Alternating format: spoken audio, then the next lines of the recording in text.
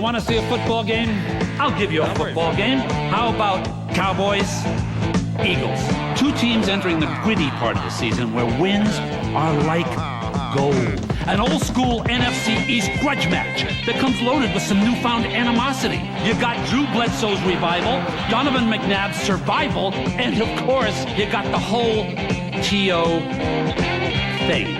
But I digress. Tonight, we're talking turmoil, drama, blonde ambition, ribald fans, goal line stands, and running from the man. An ancient rivalry of sorts, hostility in quartz, and a hernia from sports. Speaking of hernias, did I mention the T.O. thing? Implications, accusations, ramifications, pontifications, negotiations, sideshows, low blows, what do you knows, and hellos. Hello. There isn't enough time to cover all the stories in this one. There could be better battles on the sidelines than on the field. And there are going to be great ones on the field. You want a game? I got your game right here. Are you ready for some football? Did I mention the T.O. thing? The calendar says November 14th, but it might as well be January. It is a playoff atmosphere at Lincoln Financial Field in Philadelphia.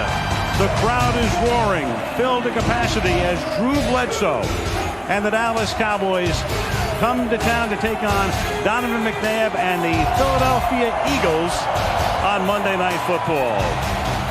Al Michaels along with John Madden, Sam Ryan. Welcome to Philadelphia. The Cowboys for years, of course, have always provided great theater, from the Landry era to Jerry Jones and Jimmy Johnson, and now to Bill Parcells being lured out of retirement 2.5 seasons ago. They have created the biggest and boldest headlines, and so it is so ironic and so unusual for the Cowboys to come sneaking into town.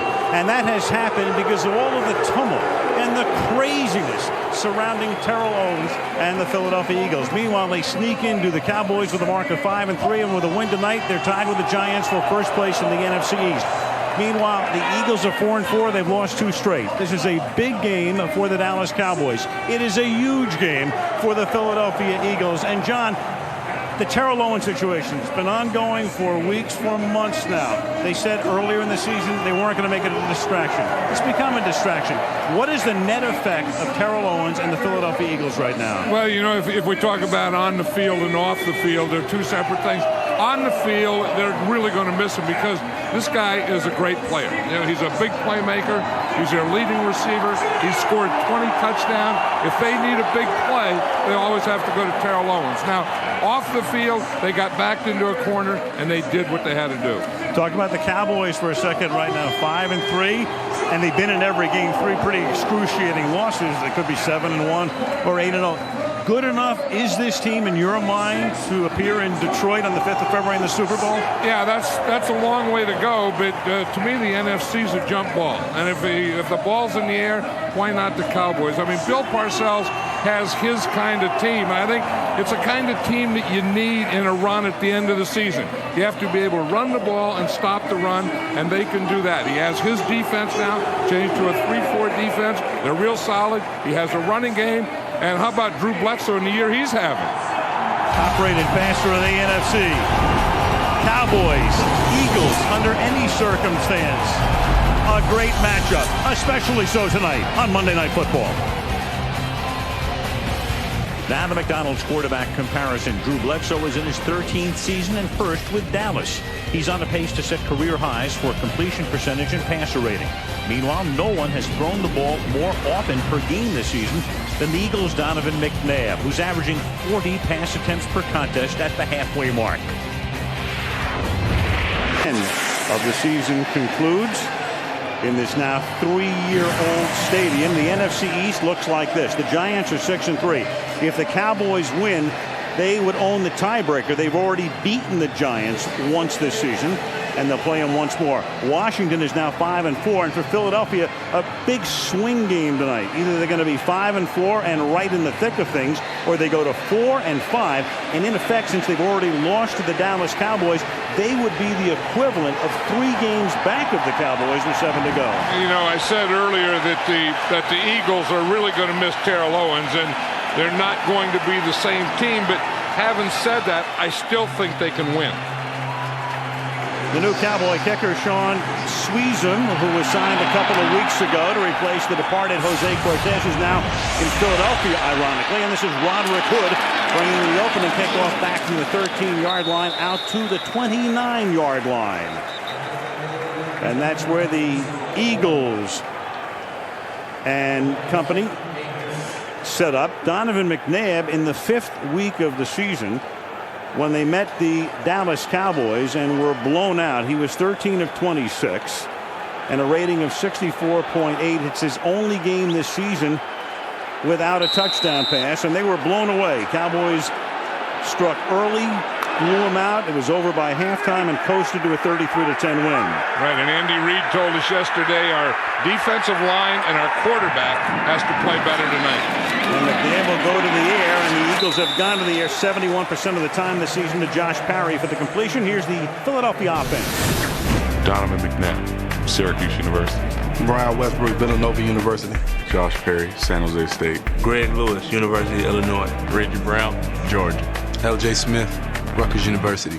Trey Thomas, LFCC. Artis X, University of Memphis. Jamal Jackson, Delaware State. Sean Andrews, the Big Kid, Arkansas. John Runyon, Michigan. Jamal Jackson, the new center. Hank Fraley is hurt on injured reserve and gone for the season. So a new snapper tonight. And McNabb's going to take off, and Donovan playing with that sports hernia, which he suffered on opening night in the Monday night game against Atlanta, and we'll get into that. And all of a sudden you've got a scuffle here after the whistle, after McNabb was down, and it's the Eagles and the Cowboys. It only took 47 seconds. Right, and there's a helmet laying about the 47-yard line. And that helmet would belong to the Eagles' Reggie Brown, the rookie wide receiver, and Bill Parcells looks on fairly impassively. You know, that's the thing. As a coach, you try and fire them up and calm them down. You know, it's a big game. It's a rivalry game. Come on, we got to go out there and hit. Don't worry about anything. Just go get them. But, you know, play under control. I mean, play within yourself, play within the rules, do those kinds of things. And early in a game like this, anytime you get a big rivalry game like this, you usually will get a fight in the first couple of plays. I think this is what Donovan McNabb had to do. He goes 4 wide receivers. He looks, he has nothing there. They don't spy him the way they used to because of that sports hernia. He has to make some first downs like that. Uh-oh. There was no flag, and now we mentioned the new center and the exchange. And this will be something that could or could not be an issue tonight, but something to watch, obviously, at the beginning, because Hank Fraley is the longtime center, but he was hurt in the Eagles game last week. Bill Carolla was the referee. Illegal snap, offense, 5-yard penalty, first down. The irony is the Cowboys have had the problems with snaps this year, and now it's the Eagles' turn. This is Jamal Jackson, who never gets the ball up. He doesn't snap the ball. You see Donovan McNabb expects it. Jamal Jackson never even gets it up, and McNabb is getting out of there. That's the thing. I mean, when you're a center, I mean, you can forget some things, but one thing you can never forget is giving the quarterback the ball. First and 15, and now you have another whistle before the snap. So we've already had a scuffle with no flag, then a flag on the illegal snap, and now another flag, and we played 1 minute and 19 seconds. Ball start, 83, offense, 5-yard penalty, first down. Greg Lewis, and of course he'll step up a notch with Terrell Owens gone, at least for the moment, on the suspended list. You've got Greg Lewis and you've got Billy McMullen and Reggie Brown as their 3 top receivers. I think the guy that really has to step up as a big play guy is Brian Westbrook. Westbrook, the running back, but they go to him a lot through the air, as they do here after they fake it to him on the ground.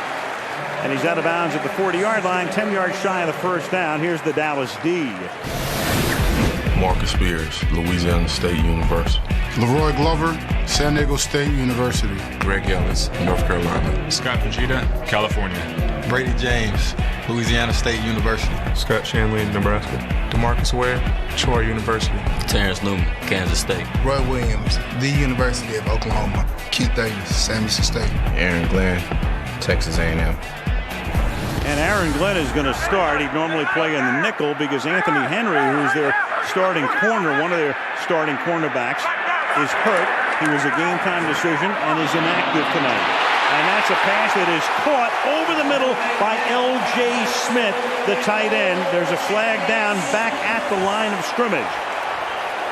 So that was a 2nd and 10. The gain for the moment is 17 yards pending the call here. Offside, defense, 95. Lined up in the neutral zone. That penalty is declined. First down. Jason Ferguson now the nose tackle, and the Cowboys revamp 3-4. Look at this defense. They have 10 men up in the line of scrimmage. No one gets a hit at all on L.J. Smith. He gets a free release. McNabb sees it, gives him the ball perfectly, and L.J. makes a great one-handed catch.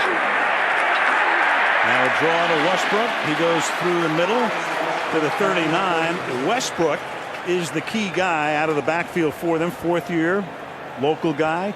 Played his college ball at Villanova. They really haven't had a rushing game this season. Philadelphia can't run the ball, but they can throw it to Westbrook with great effectiveness out of the backfield. Last year he led the league in receptions for a running back. This year he is 2nd in that category, so a dual threat. Right, and they always try and get him in open space, screens, those types of plays. Lamar Gordon comes in for the moment to spell him, the backup back, and that's Gordon, the ex-Ram and Dolphin, who gets close to the 33-yard line, which is where he would have to go for the first down. They're going to mark it just a little short. We mentioned that the Eagles have been throwing the ball with abandon this year. No running game to speak of, and take a look at that. They throw the ball 71% of the time, run it 29. It's the most pass-oriented team through 8 games in the history of the National Football League. Andy Reid calls the plays, and he doesn't really want that. He said he'd like to be 60-40 pass to run. 3rd and 1. They run it here, and they're going to get the first down as Lamar Gordon carries for the 2nd time and gets to the 31-yard line. And so the Eagles moving the chains on this opening drive. Yeah, and they did a couple things on this opening drive that has to concern Bill Parcells right here. And I think the biggest one is Donovan McNabb putting the ball down and running. Because I think they've kind of eliminated that. Say he has that sports hernia, he doesn't have the movement. He's not going to run and throw, nor is he going to put the ball down and run. At the 31-yard line. Play fake buys a lot of time, and then he goes to the tight end again, and that's L.J. Smith to the 25-yard line. Scott Fujita, former Kansas City Chief, came over at the dawn of the season. Makes the stop. This is one of the things I was talking to Donovan McNabb the other day, and says he has trouble doing this. This is a bootleg. He comes out and throwing on the run. He said with that sports hernia thing, he has trouble torquing or moving and getting his body twisted to get in position to throw the ball. He's played with it since opening night in Atlanta, and they give it to Gordon again. So Andy Reid getting Gordon into the game earlier than he's been in the past, putting Westbrook in and back and forth he comes, and Bryant comes back in as Gordon does the job again. Yeah, and that's what he had to do, is get someone to do the inside running. Watch this guy right here, Sean Andrews. He just gets on his guy, and he is so big and strong, he just obliterates that side.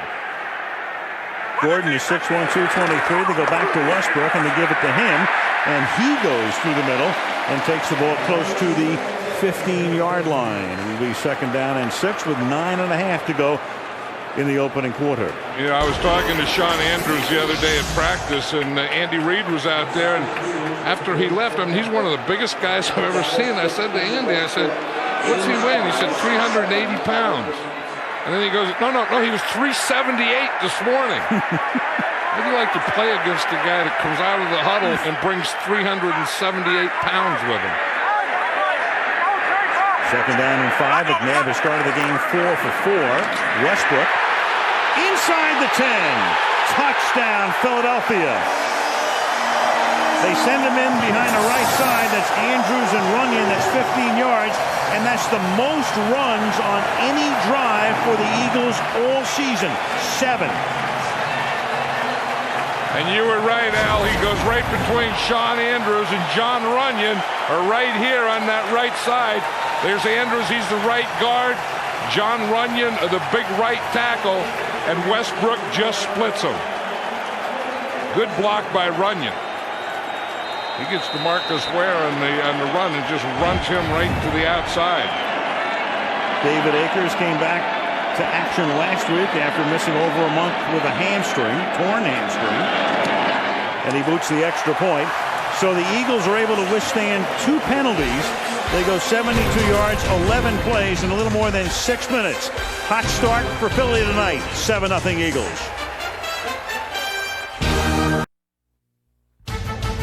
Monday Night Football being brought to you by Budweiser Select. Finally, bold taste meets a clean finish. Expect everything. Dr. Pepper and your local Dr. Pepper bottler. Dr. Pepper, one taste and you get it. Circuit City for the hottest new technology. Think Circuit City. Just what you needed. And Autotrader.com, the smarter way to buy and sell a car. Aerial coverage on this beautiful clear night.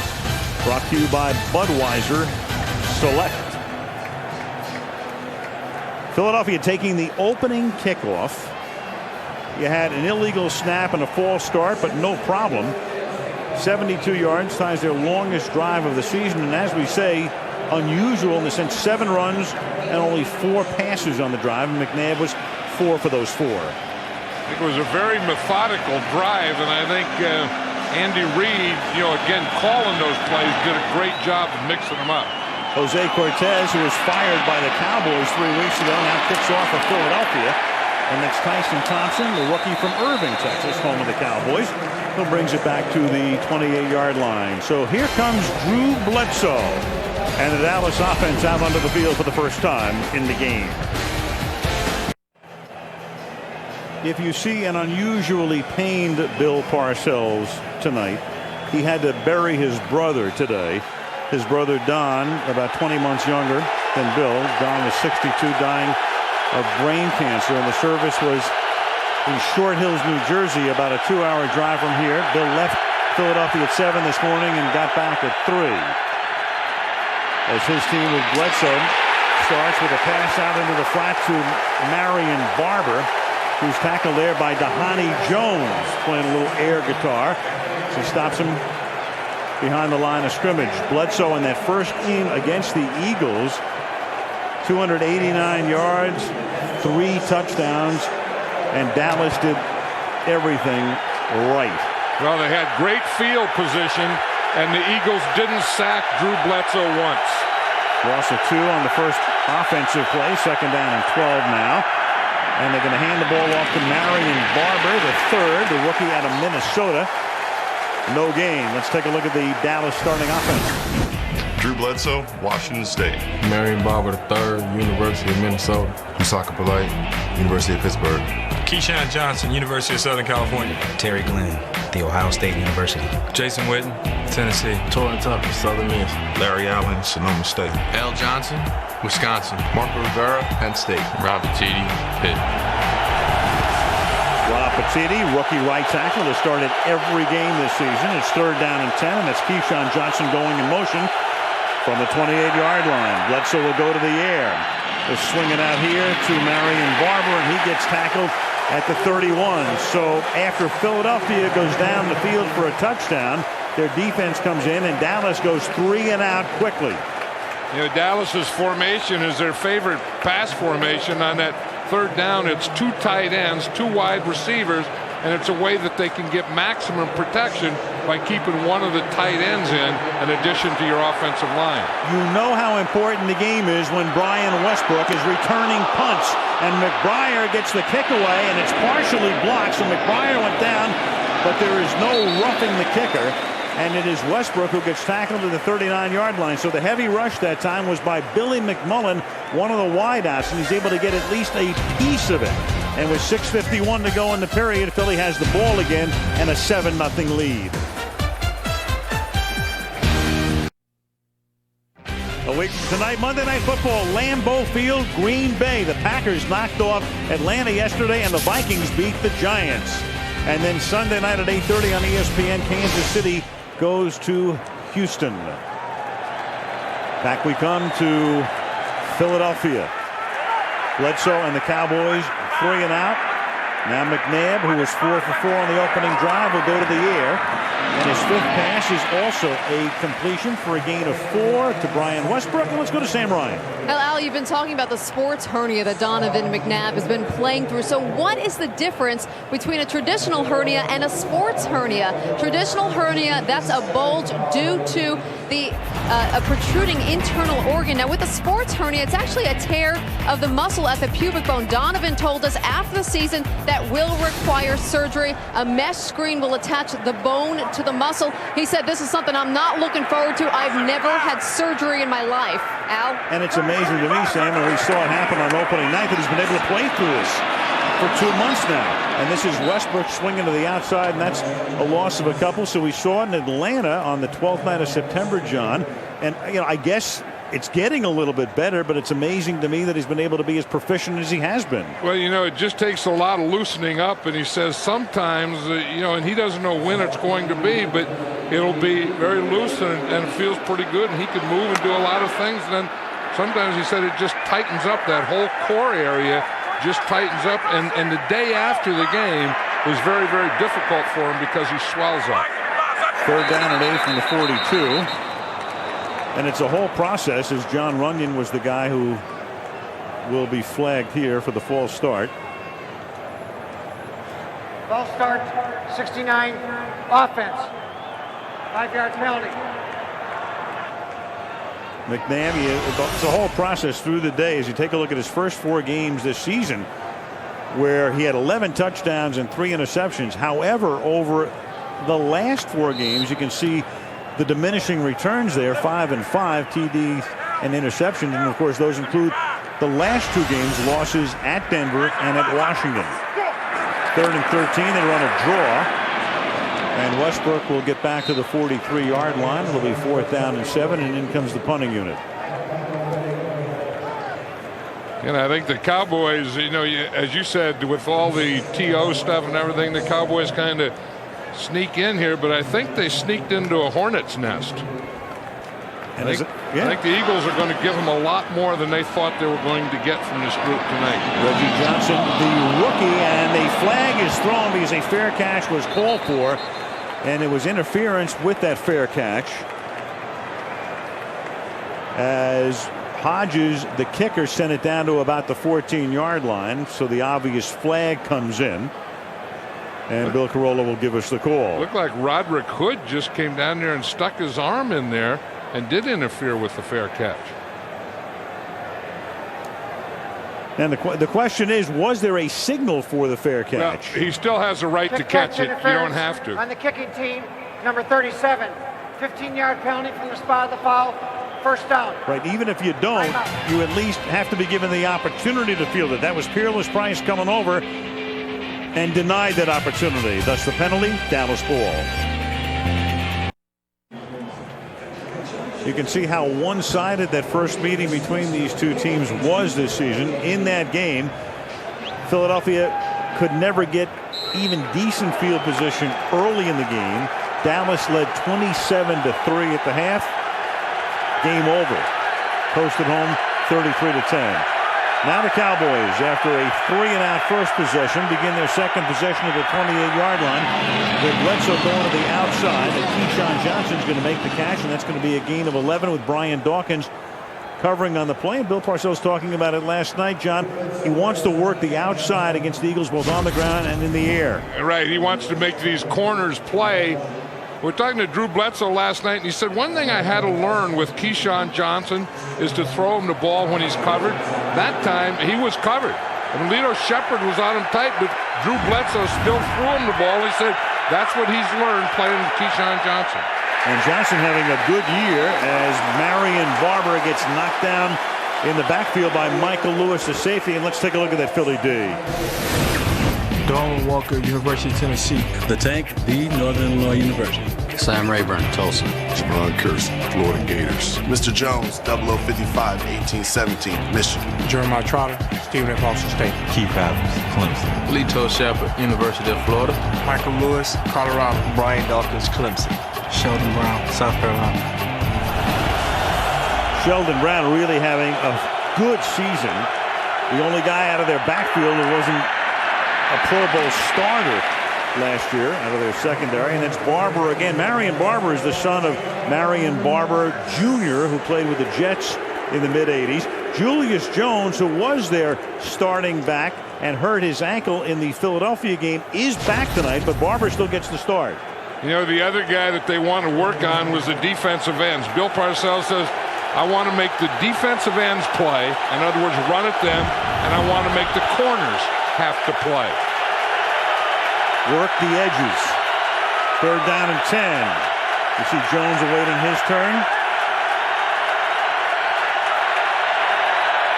Bledsoe on 3rd and 10. He's going to go deep down the middle, and he's got an open, Peerless Price inside the 10, and Price fumbles out of bounds. It'll be Dallas ball, 1st and goal at the 3-yard line. So over the middle goes Peerless Price, who came over earlier this year from Atlanta. He had played at Buffalo with Bledsoe. He was a bust with the Falcons. Bill Parcells brings him in as the number 3 guy. Big play here. Well, look, it's a zone blitz. They come from the left side there, but what a clean pocket that Drew Bledsoe has. He can set his feet and step up and then find this. It was a zone defense, and he just runs right by the zone defense. I mean, Peerless Price got in there to the post, and you can't let that happen when you got a free safety sitting in there. 1st and goal. That's his 4th catch as a Cowboy. And this is Barber barreling his way to the 2-yard line where he's stopped by Semino. So a 58-yard completion on a 3rd down and 10. You know, and the Cowboys got what they said that they had to. You have to protect Drew Bledsoe, and he can still make all the throws. Now, the Eagles didn't get what they said. We have to knock Bledsoe down. We have to get to him. We have to pressure him. We have to pressure him up the middle. They didn't do any of those things.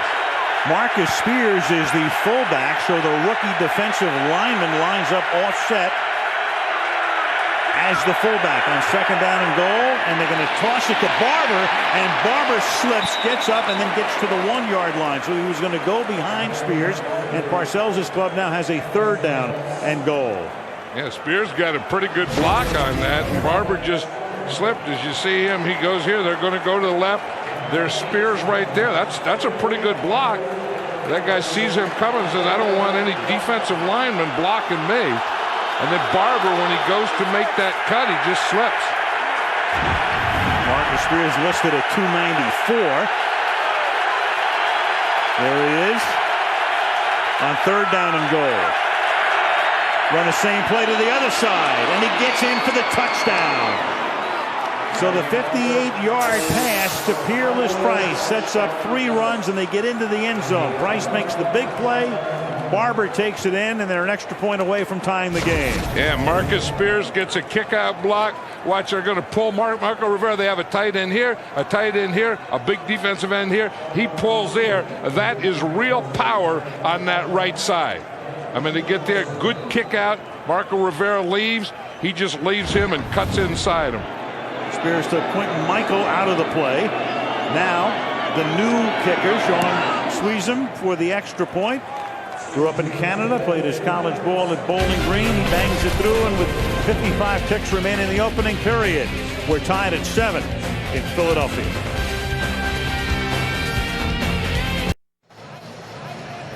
The Cowboys go 72 yards, 58 of those coming on the one play. Bledsoe to Peerless Price, 55 seconds remaining in the opening period. 7-7, exciting start at Lincoln Financial Field tonight as Sweezum, who played in this stadium last year with Bowling Green against Temple. He scored 70 points, and he kicked 10 extra points here. To the 3-yard line, Roderick Hood runs it back past the 20 to the 23-yard line. Of course, the story with a flag down at the end of the play here. The overwhelming, the all-consuming story in Philadelphia, not just recently, but all season and part of the offseason, dealing with Terrell Owens. Here's Carollo's call. During the return, illegal block in the back, 37, return team, 10-yard penalty. Sean Considine. So we'll come in and out of the story. A lot of moving parts of this story. Tonight's game is the second of a 4-game suspension. The Eagles' position is that after the suspension, he will be deactivated for every game. So he gets paid, but he won't play.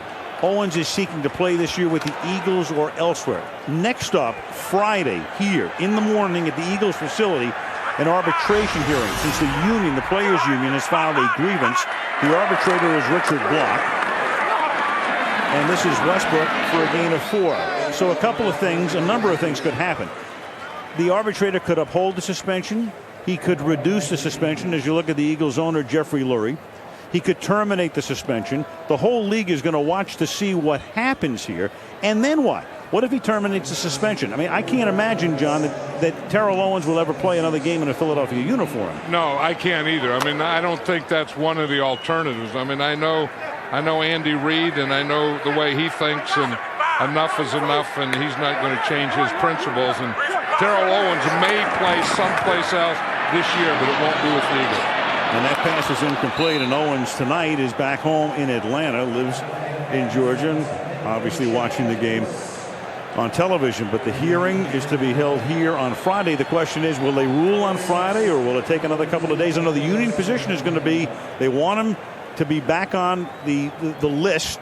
Again, that doesn't mean he's active, and be eligible to play against the Giants next Sunday. And you know what, I think the most important thing for Andy is to let someone else handle it from here on in. I mean, they're not getting press conference. Well, today they had a grievance, and he has to worry about game plans, getting his team that is out there ready to play. And the final straw for the Eagles was that he was critical again of Donovan McNabb, and that pass is incomplete, and that will be the end of the quarter on a pass intended for the rookie Reggie Brown, who's going to see a lot of action now in the absence of Owens. It's the end of the period. The game is tied 7-7. And Monday Night Football will resume after this message and a word from our ABC stations. Back to Philadelphia. Al Michaels, John Madden, Sam Ryan as we wrap up another week of NFL action with a beauty. The Cowboys and the Eagles. Great NFC East rivalry. Very important game. Playoff atmosphere. 7-7 as we start the second quarter with a Philadelphia punt. Reggie Hodges to the 39-yard line. Fair caught there by Peerless Price after a 45-yard boot. Drew Bledsoe, first year with Dallas after New England and then 3 in Buffalo. Take a look at his first 8 games this season. That's the highest pass rating in the conference. Over the previous 12 seasons, you can see the difference right there. His average yards per pass just 6.6 in his career and 8.3. Big difference this year. And as John said at the top, a major factor in the Cowboys' success to this point. Yeah, and it's all about protection, and Bill Parcells really understands protection. He feels if he can give him time, he can throw against anyone in this league. Julius Jones back for the first time in 3.5 weeks. And that's Julius Jones, who was hurt so much of last year, and then when he got healthy after the fractured shoulder, he'd recuperated from that. He became their workhorse and had a tremendous Monday night game. You'll recall last December against Seattle. It's an 8-yard pickup here. It was interesting. The Eagles were in a nickel defense, 5 defensive backs, and that's what you want to run at. So you pull Larry Allen and you let him kick out, get Julius Jones in there, and that's a good hole for his first carry.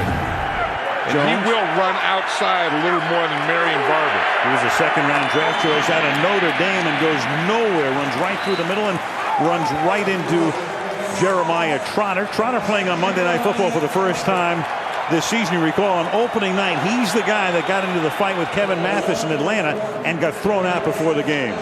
Yeah, and he's playing as well as he's played in years. He looks like to me that he's less weight. I mean, here you see he's 262 pounds. I would say he's more like 245 now. He's moving a lot better. And Jim Johnson, the defensive coordinator, saying that he's playing his best football right now in 4 or 5 years. That was a big loss for him against Atlanta that night because the Falcons won the game by only 4.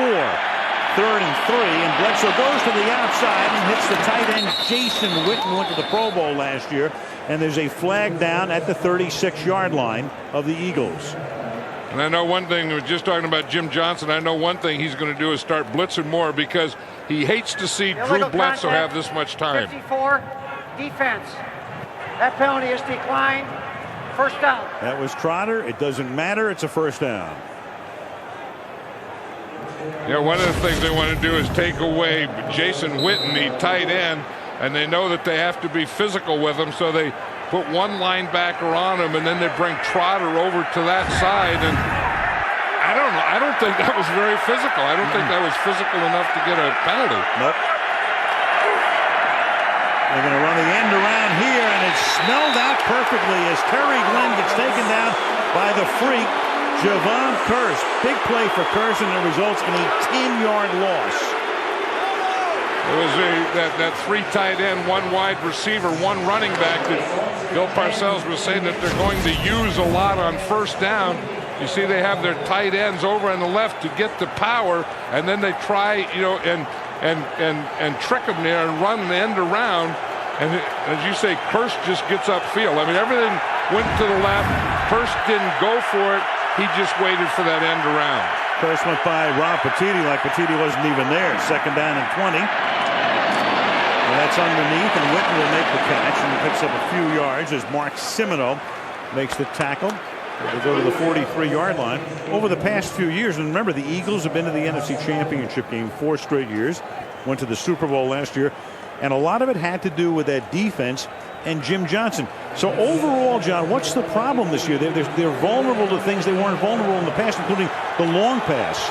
Well, I think everyone is expecting blitz now. So instead of thinking that they're not going to blitz and then try and adjust to it, you set your offense up, they're going to blitz every time. Then if they don't, you get a plus. But they're ready to protect and block the blitz like they're going to right here. 3rd and 13. They get to Bledsoe, but he gets the pass away and it floats, and it's incomplete. Floating pass.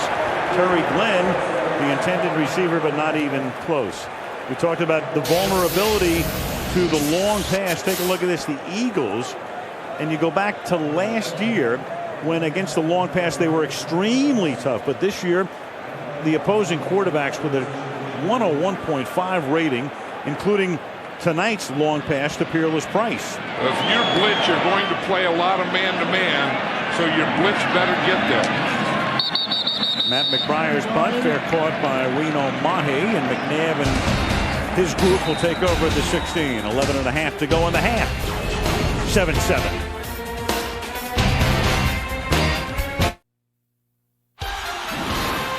Bledsoe and the Dallas Cowboys come to town to take on Donovan McNabb and the Philadelphia Eagles on Monday Night Football.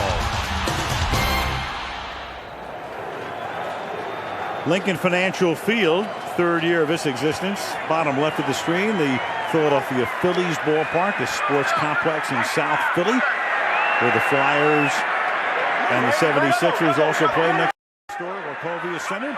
At the 16-yard line, the Eagles start this drive with a pass that's caught for an 8-yard gain by the tight end, L.J. Smith, who comes back from a concussion last week. Brady James makes the tackle. And 2 years ago when Parcells took over in Dallas, John, they had a great defense. Last year they leaked a little bit, but they seem to have everything back right now, including a couple of real good-looking rookies. Right, and he changed the defense from a 4-man line to a 3-man line. The defense that he inherited when he came to the Cowboys was not a Bill Parcells defense. Last year wasn't. This year is a Bill Parcells defense. And that got DeMarcus Ware. We've got a fumble here. The ball is loose at the 23-yard line. Chris Canning was able to shoot through and create it, but they'll keep possession, will the Eagles. You know, and the thing today is a Parcells defense, again, is a 3-man line with a good outside, weak side linebacker like DeMarcus Ware. And the thing today, he gets a lot of young guys in there, and you not only have to coach them, but you have to coach them quickly. And then when you do, towards the middle of the season now, these guys have been playing for half a year. And I'm talking about, Chris Canty and DeMarcus Ware, and, all these, Kenyon Coleman, all Marcus Spears, all these young guys are now getting to be experienced guys. With an empty backfield, McNabb has a lot of time, and it is caught by L.J. Smith. So they send everybody wide, which sometimes means that the quarterback is vulnerable. They can get to him quickly, but that time McNabb got protected well. 15-yard gain. You know, and that's a big thing. You see the extra rusher here, a four-man type of line when DeMarcus Ware is the outside guy there. But look at the pocket. When you can step up like that, just take those outside rushers, make them go to the outside. The quarterback has a clean pocket inside. He can make those plays. From the 38, McNabb, who has still not completed a pass to a wide receiver and won't hear either, intended for the tight end Chad Lewis. The passes tonight have gone to Smith, Westbrook, and Parry, none of them wideouts. DeMarcus Ware, first round out of Troy, made a big splash in preseason, has done well during the regular year. There's Marcus Spears, also in the first, and Chris Canty comes out of the University of Virginia, picked him up in the fourth, and he's off to a good career start. And as I was saying earlier, he started playing those guys like DeMarcus Ware here. He started him right in the preseason. But here's a guy you say that he's a rookie, but you know he's already played 12 NFL games, including preseason. Trey Thomas. Ball start, 72, offense, 5-yard penalty, second down. Already in the game, Philadelphia has now committed a total of 6 penalties for 45 yards, and the Cowboys, who are coming off a complete game against Arizona 2 weeks ago before their bye, without a penalty, they don't have one tonight either.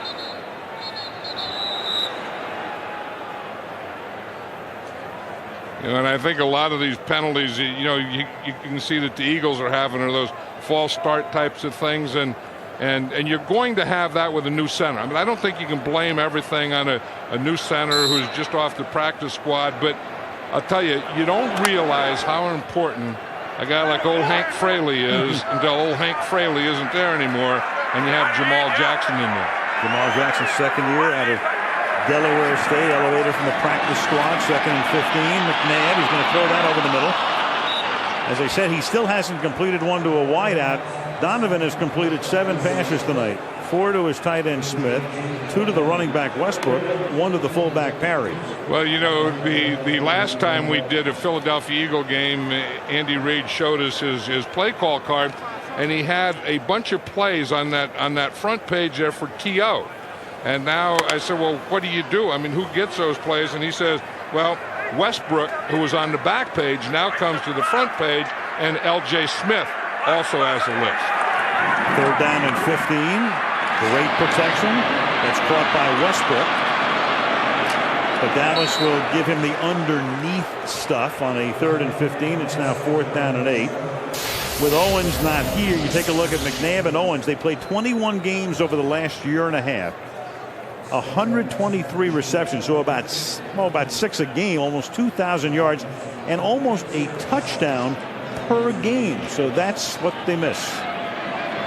You know, and then that affects the defenses too. I mean, you defend the Philadelphia Eagles tonight a lot different than you defend them when T.O. was out there. Reggie Hodges with a short kick fielded at the 26-yard line, and that's Price avoiding a couple of tackles and then tackled at the 27-yard line. McNabb has started 8 for 12. Bledsoe has started 6 out of 7. Drew and the Cowboys go back to work. 8.5 to go in the half. 7-7.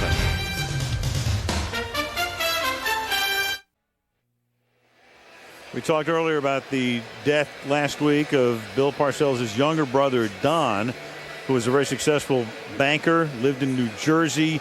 He played for Army. He played, in fact, he would have played right on this ground because this is where the old Municipal Stadium, JFK Stadium was. That was torn down to make room for this. And as we said, for Bill, left at 7 o'clock, got back at 3 o'clock today to go to the service in Short Hills, New Jersey, about a 2-hour drive from here as Bledsoe throws to the outside. You know, I think about Parcells, John. Bill is always, he's been great at compartmentalizing his life. But on a day like today, I mean, you can see it in his eyes and in his face. Yeah, and you can't put that in any compartment. I mean, that is something that, you know, the death of your younger brother, and he was real special to him. I mean, anytime I ever talked to Bill about his brother, he was so proud of him and so proud of the fact that, you know, that he went to West Point, graduated West Point, played there, and you know, I mean that was a base and a foundation that he was always proud that Bill was a part of. We've been watching Bill for a lot of years on Monday night, and it's, well, you know, you just read it in his face, and of course you would on a night like that. The service today, and you know, I've been through you know 3 deaths with him. I remember his first year as a Giant. He lost both his mother and father in the same year. And most recently, he was very close, obviously, to Wellington Marin. Flew up for that funeral. And that was very emotional for him. Marion Barber, with a flag down on a 3rd down and 3, gets taken down by Sheldon Brown. Again, Dallas has not been penalized tonight. This one is going to go against Dallas, but it's going to be declined. Holding, number 73, offense. That penalty is declined. Result of the play, 4th down. So officially, they still haven't been penalized, but that's Larry Allen. Don't you feel that both of these teams kind of came out and they were fired up and they went down the field and the other team went down the field and then they kind of put it in neutral, and both offenses, I feel, have gotten very conservative. 12-round fight, good action in the beginning. Now we're kind of, you know, in about the 4th or 5th round, it's settled down. The punt fielded at the 25-yard line, and that's Brian Westbrook. Running back to McBriar, punt to the 32. We have exactly 7 minutes to go in the opening half, in a big one in the city of brotherly love. Dallas 7, Philadelphia 7. Back to Philadelphia, to Lincoln Financial Field, 7-7. 7 minutes to go in the opening half. The Cowboys have their second defensive line in there. They alternate them just about every series. They have Coleman at left end, Jason Ferguson at nose tackle, and Chris Canty at right end. 1st and 10 at the 32-yard line. Parcells tries to keep them fresh. And taking the ball up to the 36-yard line will be Brian Westbrook. Westbrook tonight has now carried the ball a total of 7 times for 35 yards. You know, and I think that, you know, want to stay with the run, want to go to the run, is someone said it's relative. You know, you're talking about the Philadelphia Eagles running the ball, and if Westbrook were to run it, it would be 12 to 15 times. I mean, he's not one of those guys that's going to run the ball 25 times in a game. Ultimate balance right now is you've got a fumble snap. Until that play, you had 12 runs, 12 passes. So earlier you had an illegal snap. Again, the new center replacing Fraley in Jamal Jackson, and this time it's McNabb who has to cover up. Yeah, the first one McNabb pulled out early and the ball wasn't snapped. That time it looked like it didn't get up. I mean, you put the right hand underneath and the ball has to be slapped up into the right hand. The ball never got up to McNabb's right hand. You see, it was down low and it was in between his right and his left hand. 3rd and 8 from the 34-yard line, and McNabb will sling it to the outside, and that's going to be a probable 1st down. That's Reggie Brown. He's the rookie out of Georgia. That would be the first catch tonight by a wide receiver. So it takes the Eagles almost 25 minutes to hit a wideout. Donovan McNabb was saying that Reggie Brown, you know, everything is just whirling in his mind. Here he is a starter. He's playing a flanker. He took Terrell Owens' position, but he said all the things that they asked that position to do, he said there's no way that Reggie Brown knows it right now. From the 43, Brown was a 2nd-round pick from the Georgia Bulldogs. And McNabb doing far less running this year to the 46-yard line. Let's check in with Sam. You are talking about Reggie Brown. He told me he's playing a lot closer attention now. He told me every once in a while when he walks out of the huddle, has to think about the play that was just called. He said a lot of the plays are there like second nature, but some of them, the wheels are turning. He does have to think about that. He said he knows the rest will come. Al and John chalk it up to being a rookie. Well, last week, good splash in his first start. He caught 5 passes for 94 yards against the Redskins, including a 56-yard touchdown. Well, you know, I mean, this is a form of the old West Coast offense, and the flanker is the guy that always gets the ball. He's the flanker. Screen set up. Westbrook makes the catch, gets the 1st down. Into Dallas territory he goes. At the 46-yard line, Brady James makes the stop. And that's one of the things the Eagles wanted to do more of, is run more screens. And And they get a couple things with that. I mean, they run a screen, they get the ball on the perimeter to Westbrook, they get the ball in Westbrook's hand, who's right now is their biggest playmaker. Westbrook has handled the ball 11 times tonight, 7 runs, 4 catches. He's been in and out. They spell him with Lamar Gordon. And the aforementioned one, Mr. Gordon, takes this to the 41-yard line. Yeah, I think they have a pretty good combination here with Lamar Gordon. What they're doing is trying to get Westbrook, outside, spread him out, get him on the perimeter. Then they bring Lamar Gordon in, and pound with the inside run. And the Eagles, 71% of the time they've passed the ball, but tonight, the balance that every coach talks about. Well, part of getting that balance is you have to be ahead or you have to be, close in the score. If the dish starts to run away with a spoon, then it's tough to stay running the ball. 2nd down and 4. To the outside he goes, and that is dropped. That is incomplete as Reggie Brown gets hit by Terrence Newman as the ball arrives. Percentage of running plays in the league as a whole this season, 45%. So you pass 55% of the time, but the Eagles, the lowest in the league. The highest would be Pittsburgh, and that would figure with Fast Willie and Jerome Bettis in the gang at 59%. Yeah, without Ben Roethlisberger, that's even going to go up more. 3rd down and 4. The ball is at the 40-yard line. 3:18 to go in the half. McNabb, that straight drop back, and then he fires it off the hands of Reno Mahe, who come out of the backfield. That's what Reno Mahe is in there for. We see Lamar Gordon go in there, and he's a running back, and he'll run the ball inside.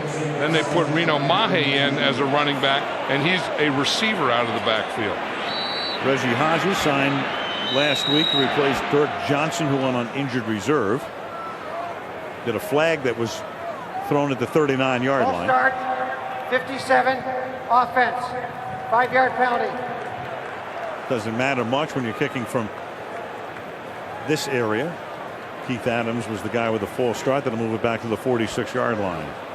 Yeah, Mahe does a lot of the same things that Westbrook does. It's not always out of the backfield. I mean, they'll put him in a slot, they'll put him out wide, all different positions on passing downs. An end over end duck with backspin on it, of all things. In an area where you don't want backspin. No, you don't want any backspin there. Bad kick. They're going to mark it at the 24-yard line. A 22-yard punt. 3 minutes to the half. Game time.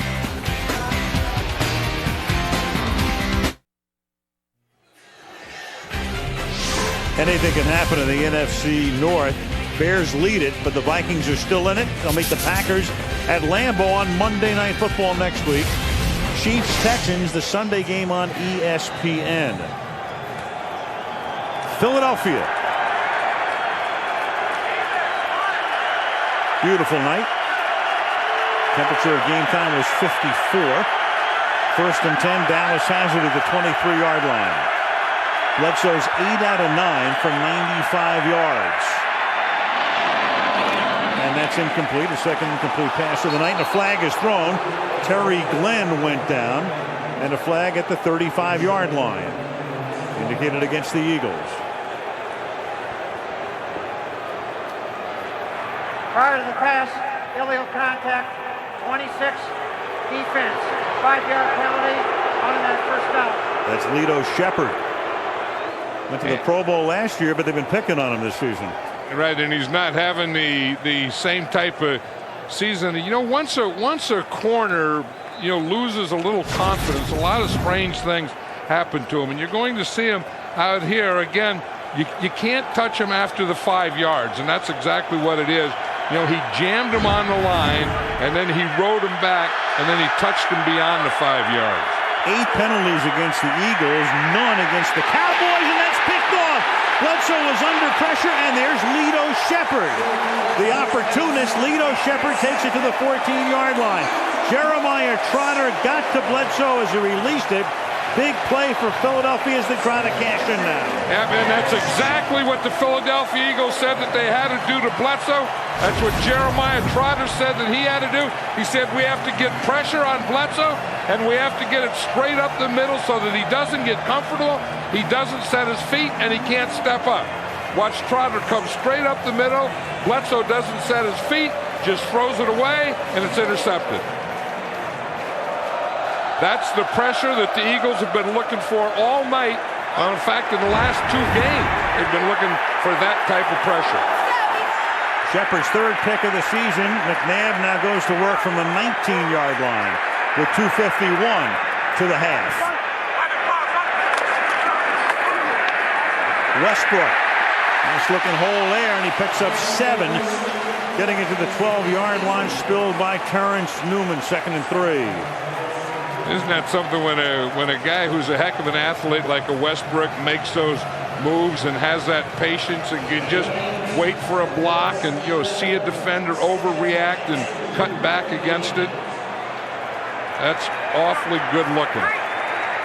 71 yards from scrimmage for Westbrook tonight. Gordon comes back into the game. Gordon's seeing a lot of action. 2nd down and 3. Gordon's carried 5 times for 18 yards. Here's his 6th carry. And he has a 1st down. It'll be 1st and goal at the 6-yard line, and the Eagles will let it tick down to the 2-minute warning.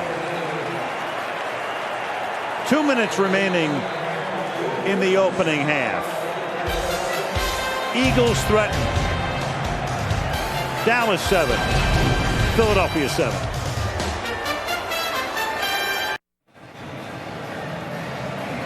I like it. I love it. Tim McGraw putting lyrics to that song. Week 10 highlights coming up on the halftime show. 60 seconds with Jimmy Kimmel. Also at the half. 2 minutes remaining. It's 1st down and goal. Philadelphia at the 6-yard line. Talked before about the Cowboys allowing only 1 touchdown in each of the last 5 games. Well, they've given up 1 already tonight and in jeopardy of yielding another here. Here's Westbrook. To the outside he goes, and then he's taken down, flags all over the place as DeMarcus Ware spins away to make the stop. That was a heck of a play by DeMarcus Ware. I mean, Westbrook, when he gets inside and then bounces to the outside, he's going to outrun most defensive linemen on the line of scrimmage. DeMarcus Ware took on that block, played off, and went right down the line. Face mask call. Foul, face mask. 94, defense. After this, the goal, automatic 1st down. So that's Ware, and that's going to be the first assessed penalty against the Cowboys tonight. Look at the play. You see how he comes straight down the line. Of course, at the end, you can't grab that face mask, but that's where he got him. But the thing you want to do is take on that block, get your outside shoulder free right there, and then go right down the line of scrimmage. That would have been a perfect play had that right hand not gone to the face mask. Cowboys played almost a full game and a half without an assessed penalty. Their last game penalty free against Arizona. Josh Parry's the fullback. Gordon is the running back. The fake to him. McNabb's going to swing to the outside. To the end zone, goes down in for the touchdown.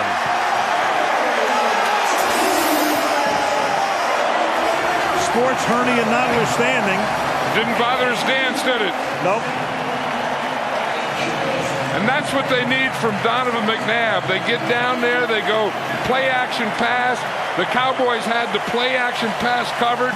McNabb just kept going and going, and then he saw that he had a free right end. He couldn't wait to do that dance. It's his first rushing touchdown since the week after Thanksgiving last year. And he's had a couple of rushes tonight that, to me, are very big. David Akers for the extra point.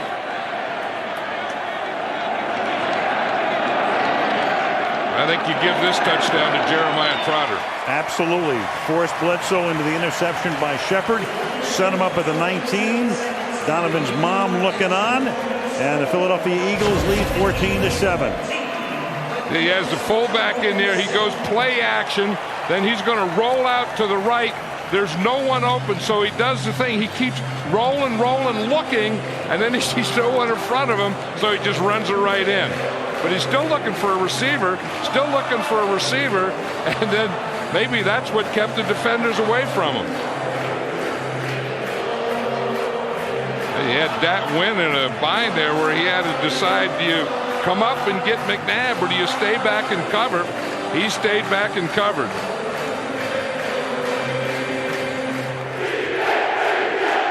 Well, Mom doesn't know whether to celebrate or cough. He got choked up on that one a little. Donovan's, that whole core, that whole groin area, that hip flexor, all that stuff that tightens up on him looked pretty loose during that dance, didn't it? Well, Andy Reid was saying he loosened up last week. I mean, as he goes along, it's 2 months now. And he goes through this whole process during the day where he gets into the pool on an aqua treadmill. They work on him a good part of the day, and he comes out here and he throws a lot before the game. And he is loose tonight as Jose Cortez kicks off to the 7-yard line. Tyson Thompson runs it back to the 34-yard line, and Donovan talks about playing with that injury. I've been able to kind of get back to moving around, rotating the hips, rotating the shoulders. But at times, it limits you in doing that. Rolling out of the pocket and being able to get across your body like you used to, get a burst and maybe scrambling or getting upfield somehow, being able to react to pressure quickly. Well, Sam mentioned before, I mean, it may be getting better, but he will still have to undergo surgery at the end of the season. Right, and I think sometimes it just tightens up and sometimes it's a little looser, but tonight all those things that he said are tough to do, he's done in this first half. Now Bledsoe, and he's going to be under pressure again and sacked. Charging in was number 58, Trent Cole, a rookie out of Cincinnati, who's going to see some playing time now because Indy Kalu was hurt and inactive tonight. Yeah, they were in there 6 defensive backs on that one, and Cole has a linebacker number, but he is a defensive end, and they want him in at that right defensive end because they said he has natural pass rushing skills.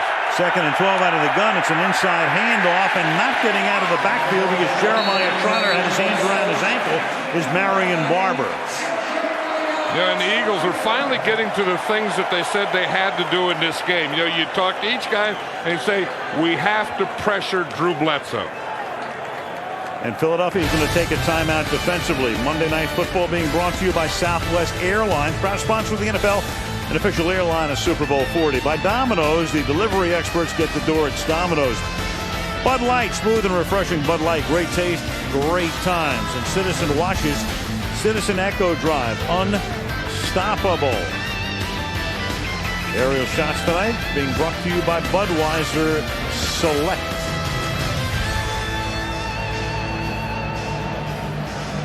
If Dallas wins, they're tied with the Giants for first in the NFC East. In effect, they'd have the lead because they've already beaten the Giants and they're only winning the squad this season. For Philadelphia, as we said at the top, big game for Dallas, huge game for the Eagles, who lead by 7. 3rd down and 12. I was going to say, I know what Bill Parcells is saying in the second half, we better get our running game going because they're going to give us a lot of pressure if we don't. Right, their running game is right now 4 net yards in the half. And Bledsoe is under pressure again, and he's able to avoid the sack, but he is spilled up the 37-yard line, and that's going to make it 4th down. It's also going to create a punt. You can see what sort of a series it's been for Drew. Timeout, Philadelphia. 55 seconds to go, and Dallas is going to punt. Philadelphia has taken 2 timeouts defensively, so they have one more stoppage. Matt McBriar to punt. Brian Westbrook back to run it back. Westbrook not normally their run back guy, but they save him these days for key games and key situations. This is a key game. 24-yard line. Westbrook's going to come across the field. We've got a flag down, and it's almost always against the returning team, so it would have been a pretty good run back. 95% of the time in this situation is going to come back. And as a punt return blocker, you always look for that angle. When your guy crosses the field, you're going to get some great angles, but you have to stay up and you have to have your head in front. Illegal block in the back, number 53 on the return team. 10 3-yard penalty. Receivers keep the ball, first down. Mark Simoneau. Yeah, you're looking for those kind of blocks, you know, where the guy's going one way and then he starts back. You see like that. You want to catch that guy just like Simoneau almost caught Copper, but he had to get his head in front. But that's the one that you look for, you know, when he's going like this and then he turns and he doesn't see you and you just get him right in the ear hole. Simoneau didn't get the ear hole. Yeah, just barely touched him, but still he had him from the wrong angle. He got in bad position. He could have positioned himself better. Ball to the 13-yard line. McNabb's going to hand the ball off, and this is going to be Reno Mahe, and Mahe's going to take it up to the 20-yard line. Start this drive, they're going to be content, and Donovan says let's huddle up right now. So they took the timeouts, but they didn't have the field position they wanted, and Andy Reid's going to be content to take a 7-point lead into the locker room. Yeah, I think offensively he got what he wanted. McNabb looks like he's running a lot better, moving a lot better. He's getting Westbrook the ball. He's getting L.J. Smith the ball. And Lamar Gordon has been a pleasant surprise in this first half. 22 consecutive wins when leading at the half, but you know we are the kings of the kibosh. We'll see what happens. Good first half in Philadelphia. Halftime. 14-7 Eagles. Tim McGraw coming up with Week 10 highlights. So is Jimmy Kimmel. When we come back after this message from the National Football League and a word from our ABC stations.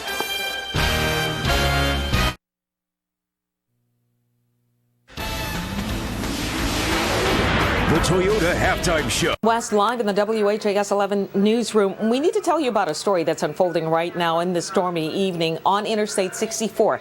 The eastbound lanes of Interstate 64 before Cannons Lane have been shut down because of an accident involving an EMS ambulance.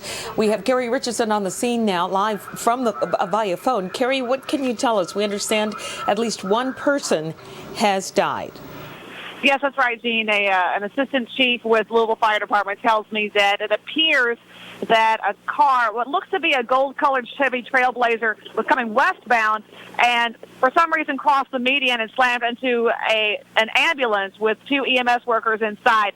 Those two EMS workers are hurt, but they're going to be okay. One person inside the civilian car is confirmed to be deceased. Two other people inside that car have been taken to the hospital. I just spoke with a witness here, and she tells me that she saw that car hydroplane on westbound 64 and come across the median and slam into the ambulance. It's worth noting that when that car crossed, it appears to have only been maybe 50 yards or so before there was a guardrail here right before the Cannons Lane exit on 64. I can't tell how far back the traffic is backed up, but it is going to be quite a ways if you're trying to get through on eastbound 64 from Grinstead Drive on toward Cannons Lane. You're just not going to make it, at least for the next hour or so. So again, to recap, the car that has crossed the median, according to witnesses, one person has died. Hit an ambulance. The two EMS workers are okay. We do not know the status of the other two civilians in the car. Reporting live from 64 eastbound, Carrie Richardson, WHAS 11 News. All right, and Carrie is there on the scene, and we will, of course, have much more for you on the news after the game. But apparently this appears to be a weather-related accident. Ken Schultz is in the weather lab now, and you've been hearing some thunder, some rumbles. Ken, what's going on outside? Showers and thunderstorms, Gene, none of which are severe, but some heavy downpours of rain and reduced visibilities where you get underneath those thunder showers. Take a look at our First Alert Storm Team Doppler radar. Right along the Ohio River, just out of downtown to the east of Clarksville, we're looking at the heaviest activity. Again, not severe, but traveling up to the northeast. So you folks in the Prospect will likely begin to experience some of the heavier rain with this particular thunderstorm. And again, I've checked it out, seeing basically just some heavy rainfall and portions of southern Indiana, northern Kentucky tonight and into tomorrow. Going to be picking up 1 to 2 inches of rain, in some spots even 2 to 3 inches of rain. So you're going to have to watch for some not only locally heavy downpours, but those areas that might be a little bit prone to some localized flooding with these downpours. Going to have to watch that as well. These showers and thunderstorms continue all along and to the south of the Ohio River, all the way back down towards Paducah. These showers and thunderstorms are moving to the northeast. The only weather watch is back through parts of southern Missouri and Arkansas right now. We have no weather watches, no weather warnings. We just have the prospects for more showers and thunderstorms area for the balance of the evening hours. And while I expect no severe weather this evening, the situation may turn a little bit different tomorrow afternoon, tomorrow evening, with the best risk of severe weather coming up then. Of course, we're going to keep up to date throughout the rest of the evening hours, taking a look at the radar scope and whatnot, and any additional severe weather advisories or watches or warnings that come across. We'll get them to you, and we will give you a complete update on what you can expect weather-wise over the next 24 hours coming up tonight after the game. Gene? All right, Ken, and again, recapping our breaking news unfolding now on Interstate 64 eastbound, lanes shut down just before the Cannons Lane exit. An accident involving an ambulance. Apparently, a car going westbound crossed over the median. Hydroplane hit an ambulance. 4 people injured, and 1 person has been killed in that accident. Of course, we have crews on the scene, and we will bring you all the information that we can get coming up after the game. I'm Jean West, live in the WHAS 11 newsroom, and now we return you to the game.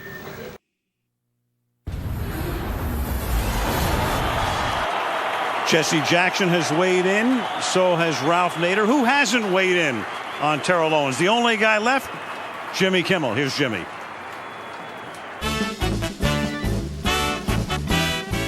Thanks, Al. You know, this whole stupid soap opera with Terrell Owens is difficult for any of us to understand, but it's especially confusing for kids. And the way to make children feel comfortable is communication. You have to talk to them. And if they have questions, answer the questions. Yes, Brandon? Why doesn't T.O. want to play? He does want to play, but the Eagles won't let him play. Why won't they let him play? Well, it's complicated. Let's say you and Tommy are playing kickball or something. And even though Tommy's on your team, you call him a name. Like Duty Head? Yeah, and then Tommy gets mad that you called him Duty Head. It's fine, but then after you apologize, you call him a name again. Like Duty Head? No, a different name. That doesn't matter. The point is you apologize and then went ahead and did it again, and now the kickball team won't let you play anymore, even though you apologize, and then your agent shows up, and every time anybody asks the guy a question, he says this. Next question. Why does he say that? I don't know. Why do you say that? Next question. He just does. Oh. So the important thing I want you guys to know is, even though T.O. and the Eagles are splitting up, it's not your fault, and your mommies and daddies still love you very, very much, okay? Next question. Except for his. Join me later tonight with William Shatner, Kristen Bell, and music from Stained. Yeah! You like Stained? Next question.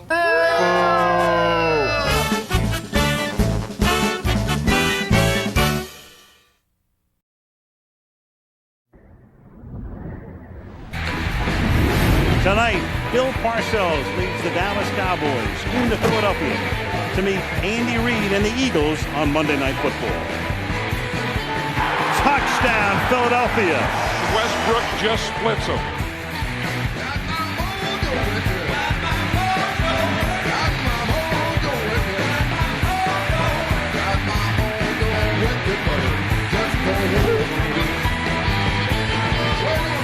That is real power on that right side. And there's Lito Shepherd. And that's what they need from Donovan McNabb.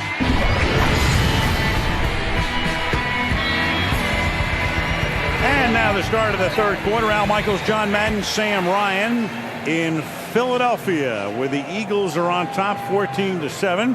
And Dallas will get the ball to start the third quarter with Tyson Thompson, the rookie out of San Jose State and a native of Irving, Texas, back to receiver. And one of the fastest guys on this Cowboy team. I remember seeing him in training camp in Oxnard, and when he runs, you just know it's speed. He's all about speed. And they've used him as a running back. He's the number 3 running back. In fact, he had a good day after Julius Jones had gotten hurt in that first game against Philadelphia 5 weeks ago. On the run from the 16. He brings it back to the 34-yard line. Let's check in with Sam. Al, I spoke to Bill Parcells at halftime. He was surprised at the amount of times that the Eagles were running the ball in the first half. 20 times, 9 times the first game against them this season in the entire game. He said, we could only expect what they've been doing all year. I asked Andy Reid about the balanced attack on offense. He said more of the same in the second half. What's bothering him, though, has been the penalties. 7 of those in the first half. He said, we have to concentrate, gentlemen. And that rushing game for Philadelphia has been an effective rushing game. 4.5 yards per rush. The Dallas rushing game is non-existent. They're averaging less than 1 yard per rush. And they begin with Julius Jones out of the backfield here. So Jones, who started the game on the bench after 3 weeks on the bench because of an ankle injury, picks up a couple here. And we take a look at the numbers through the first 30 minutes of play with the Eagles, 176 yards. And again, the penalties, the Eagles 9, the Cowboys 1, but the Eagles have the lead. You know, and one of the things that the Cowboys pride themselves in is being able to run and stop the run, and they did neither in the first half, and that's what they have to get to in the second half. Split backs here, second down and 6. And Bledsoe's going to swing it outside, and that's going to be caught by Lusaka Polite, the fullback, and he is about 3 yards short of the first down as he's tackled by Lito Shepherd. He's going to be extinct one of these days. I mean, not Polite, but that fullback position. Yeah, it's just extra tight ends. They just don't use those guys anymore. Watch a rookie, Rob Petitti, number 79 here. Does a nice job on Javon Curse. He's been a pleasant surprise, Petitti. I mean, from his first day in training camp and then starting in preseason all the way through to the mid-season point. A real find. He was a 6th-round draft choice out of Pittsburgh, and you've got an offside that's going to come here because as Johnson makes the catch, it was Javon Curse a little anxious, and that's going to cost them a first down. You know, and talking to Jim Johnson, the defensive coordinator of the Eagles. Offside, defense, 93. 5-yard penalty, first down. The thing that he wanted to do was double Terry Glenn, and he's done that in the first half. Terry Glenn has not caught a pass yet. He wanted to be physical with Jason Witten. Jason Witten only has 2 passes, and then they wanted to rush and put pressure on Bledsoe, especially up the middle, and they really didn't do that until the end of the second quarter. And when they did, it turned out to be the difference-making play of the first half. That pressure coming from Trotter, forcing the interception. I think before the Cowboys are going to get big plays with Terry Glenn, they have to get back and get some control at the line of scrimmage. That offside, a first down, since it was 3rd and short, and Julius Jones on first down takes it up to the 48-yard line for a gain of a couple. I think that formation there is one that Bill Parcells thought would be pretty good. The real power formation, 3 tight ends, 1 back, and 1 wide receiver. And he thought on first down he would use this. You see, here's a tight end here, and tight end on this side. 1 back, you run to the power side, but they didn't win the battles over there. You got guys over there, but those guys have to win their battles on the power side. 2nd and 8 from the 48-yard line. Under pressure is Bledsoe, and he goes down, and that's Trent Cole. Again, the rookie getting the play tonight in the absence of the injured Indy Kalu, the rookie from Cincinnati, a 5th-round pick. You know, Andy Reid was saying that this guy is their best pass rusher, Trent Cole. You're going to see him here. He's going to make an inside move. You start up to the outside, then you make that quick inside move, dip that inside shoulder, and then go right to the quarterback. See him dip that inside shoulder, get low. Good pass rushers use their feet, their hands at the same time, and they're able to dip. 2 sacks for Cole. That's an 11-yard sack. It's 3rd down and 19. And he almost fumbled as Barber juggled it because Trent Cole got in there and almost created a turnover. Yeah, it was a 3rd down, and Trent Cole was going on another inside pass rush, and he just took the inside on Torrin Tucker, and he found the ball carrier right there. Parcells barks into the headset. Matt McBriar will punt. Reno Mahe back to return it. I know what he's barking. He's barking, we're getting whipped at the line of scrimmage. High kick. Good hang time. Mahe from the 16-yard line to the 25-yard line, and that's where Philadelphia will take it for the first time in the second half. 11:21 left in the third. 14-7 Eagles. Again, the standings, the Giants losing yesterday 6-3. Dallas will be 6-3, or they'll be 5-4 after tonight. There are the division records, which of course is so important when it comes to tiebreakers. And as you can see, Philadelphia has already dug a hole. 0-2 in the division. Dallas 2-1. McNabb on first down on the Eagles' first play of the third quarter. Pass goes to Reggie Brown for a gain of 4. You know, it's interesting. The Eagles have been averaging 58 yards per game rushing. Tonight in the first half, they've had 89 yards. And this is why the offensive line, as you see right here, are really winning the battles at the line of scrimmage. The green jerseys are getting the white jerseys going backward. They're getting on them, they're controlling them, and they're making holes for their running backs. And that's what has to upset a coach. So when your guys are getting whipped at the line of scrimmage. 2nd and 6. Pressure is put on McNabb, and McNabb is going to softly toss it on the run to Josh Parry just before it crosses the line of scrimmage, and that's going to be a first down on Parry's second catch of the game. Yeah, I think that's the biggest thing that had to surprise Bill Parcells is how well Donovan McNabb is moving. And I think that he got him confused on that first run early in the game when he ran. And now you see here, okay, you know, you think he's a sitting duck back there. We'll just go after him. He gets out of the pocket, keeps the thing alive. And we saw him run for a touchdown. And in that one there, we saw him just dump it off for a first down. 13-yard gain. 1st and 10. The ball is at the 42-yard line. And now you've got Lamar Gordon to back up to Westbrook to the 47-yard line. That'll be a gain of 4. I think that first run, this one right here is the one that I was talking about, Al. I think this changed everything for the Eagles because they come in there, they thought McNabb won't run with the ball anymore. He used to do that. We don't have to worry about that part of the game anymore. Right off the bat, he did that, and he showed the Cowboys, hey, you better defend everything tonight. He did that. He scored his first rushing touchdown of the season. He's not quite back to being the threat that he was as Westbrook takes it to the outside after he nearly got stopped at the line of scrimmage. Greg Lewis with the block, and that'll be another Eagle first down on an 18-yard run. Did you see that? That was amazing. Most guys will start to the left side off tackle and bounce outside.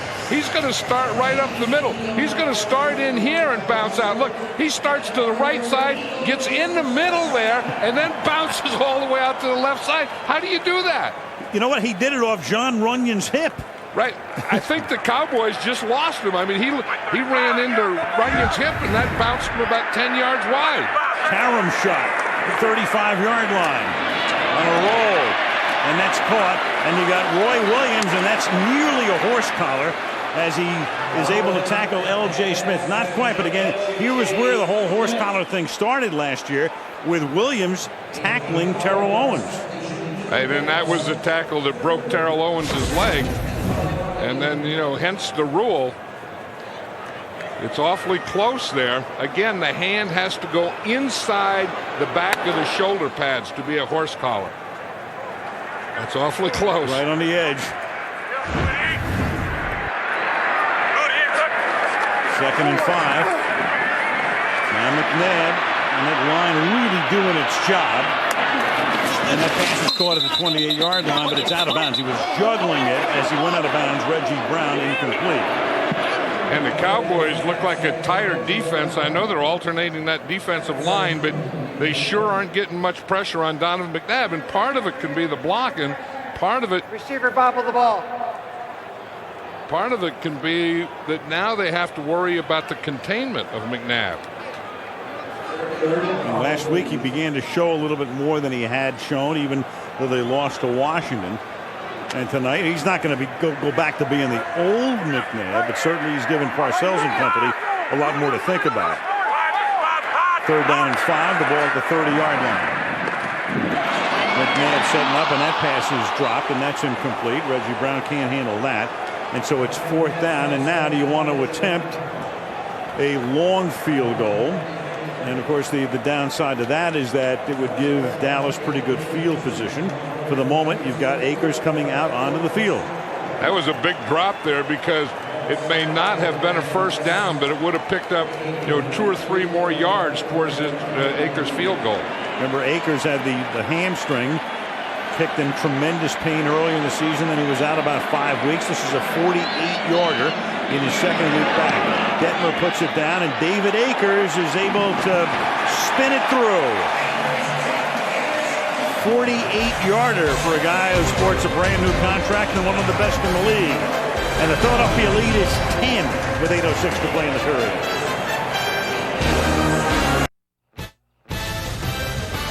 Monday Night Football being brought to you by Hummer. Check out the new H3. Hummer like nothing else. Verizon Wireless, there's only one reason to choose a wireless company. It's the network. And Snickers, home of the Snickers hungriest fans. The Liberty Bell, Independence home. About a 10-15 minute drive from here with no traffic. Philadelphia is quite a place, isn't it? It really is. I've always loved coming here. Yeah, I mean, it's a special city, and there's just I mean you feel the history, you feel the life in the city, and sometimes you don't think about Philadelphia as being a good place, but Philadelphia is one of the good places. Yeah. And as a sports city, I mean, it's phenomenal. Tyson Thompson, the 30-yard line. Knowledgeable, throaty fans. Every sport. Right now, plenty to be throaty about. Their team, in a very important game, is up by 10. Now you see Donovan McNabb there, and he's kind of upset because remember that third down pass that he threw to Reggie Brown? Watch Brian Westbrook right here. I mean, the Cowboys are coming on a blitz. No one covers Westbrook. McNabb doesn't look out here. Look, if he takes one peek to his right, he has a touchdown. Instead, they settle for a field goal. It's a 17-7 game. And now to the tight end, Dan Campbell, the ex-Giant. And Dan Campbell has a first down at the 48-yard line. That's a gain of 18. That was that same formation we were talking about, the 3 tight ends, 1 back, 1 wide receiver. And usually when you put Dan Campbell in there, he's the blocking tight end, so they count on him to block, and then he goes out and he gets wide open. They throw to him so infrequently, it's only his second catch of the season. 1st and 10, the ball at the 48-yard line. Halfway through the third quarter. And it's Jones who can barely get out of the backfield before he's stopped by Sam Rayburn. And that's the one thing that was the Eagles have pass blitzes and they have run blitzes, and that was a run blitz there. And anytime you have a defensive lineman that gets 3 or 4 yards penetration in your backfield, you don't have a chance to get back to the line of scrimmage.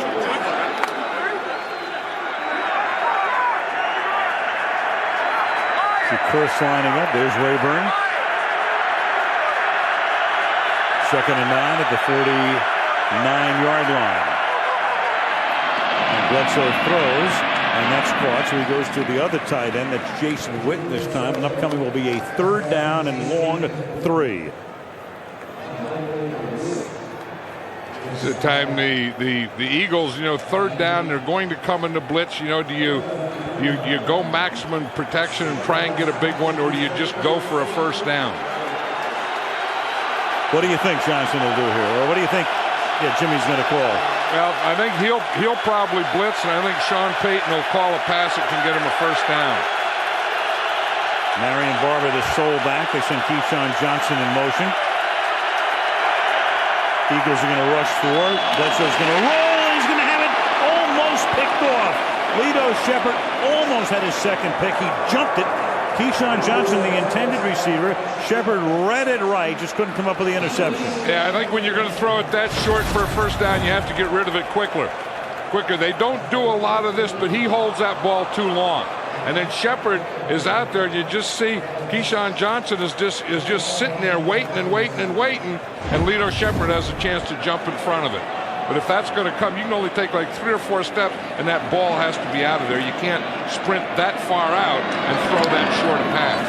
Matt McBriar. Short kick. Fair caught 16-yard line by Reno Mahe.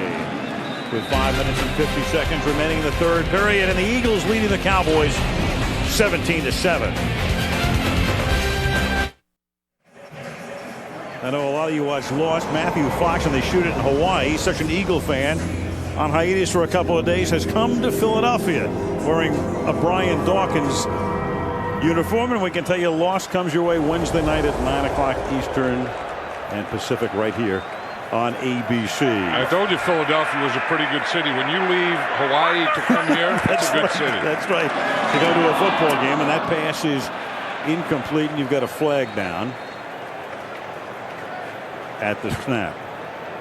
Bill Carollo's been pretty busy tonight. 10 penalties against Philadelphia, only 1 against Dallas. Illegal use of the hands, hands to the face. 41 defense prior to the pass. 5-yard penalty, automatic first down. Terrence Newman, this big sports complex here. Take a look at this. I mean, here we are, of course, at Lincoln Financial. The Phillies play right here across the parking lot. Brand new stadium. That's the old Spectrum, which looks like a little pimple. And then over here, just coming out of view, is Wachovia Center. And there it comes back into view where the 76ers and the Flyers play. You know why it looks so bright? I think tonight's a full moon. Yes. And McNabb throws and he dumps it, and it's caught by L.J. Smith. With 5.5 remaining in the third. So we showed you where all of the teams play, all in this complex. But take a look at this. Of the cities that have the 4 major pro sports teams, baseball, football, basketball, and hockey, this city has gone the longest without having a championship in any of the sports. The 76ers, the last Philadelphia team to win a championship back in 1983. How about the Eagles in 1960? Remember who the quarterback was?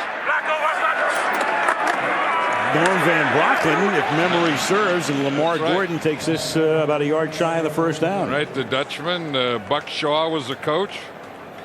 Chuck Bednarik that year played both ways. Right. I mean, he was a center and middle linebacker. I mean, that was football playing on both ends of the deal. And that was the pre-Super Bowl era. You'd play an NFL championship game. And then, of course, since the Super Bowl started, the Eagles have gone to the Super Bowl on 2 occasions, once with Dick Vermeil, losing to Oakland, and then last year losing to New England. 3rd and 1, the ball at the 30-yard line. Spinning to the outside. Boy, that's a nice move by Gordon. As Gordon found the open spot, gets to the outside off a Billy McMullen block, and they convert on 3rd down. You know, you don't expect Lamar Gordon to do that. You know, that's a Westbrook move there. When Lamar Gordon runs, you think he's just going to have the fullback in there. It's going to be I formation. He'll just power it up inside. He starts to take it up inside and then makes a nice bounce. See him cut off that left foot and then make a nice bounce to the outside, then get outside, then cut off the right foot. Gordon seeing spot duty tonight, but very effective spot duty. 9 carries for 43 yards and a flag. I think those have been a couple of big things for the Eagles. One, McNabb running, and the other, False Gordon start, running. 69 offense. 5-yard penalty, first down. Sam talking about as Runyon commits the foul. Now Bill Parcells is a little surprised with Philadelphia's doing. Again, 71% of the time they've been passing this year. Tonight, 24 runs, 22 passes. But I think when you play an Andy Reid team, I think the thing that you got last time, you know you're not going to get the same thing. And I think that Bill Parcells, you know, when he thinks about that, will really know that, you know, what they did in Texas didn't work for him, was going to be different. 1st and 15, and to the outside, that's Chad Lewis.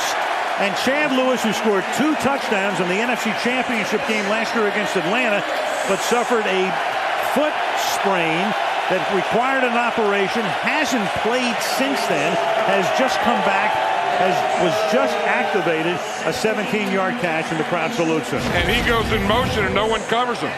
I mean, you see him go in motion right here. Watch, and there's no one out there on defense. So McNabb sees that because he missed, remember the last time they had the ball, he missed Brian Westbrook.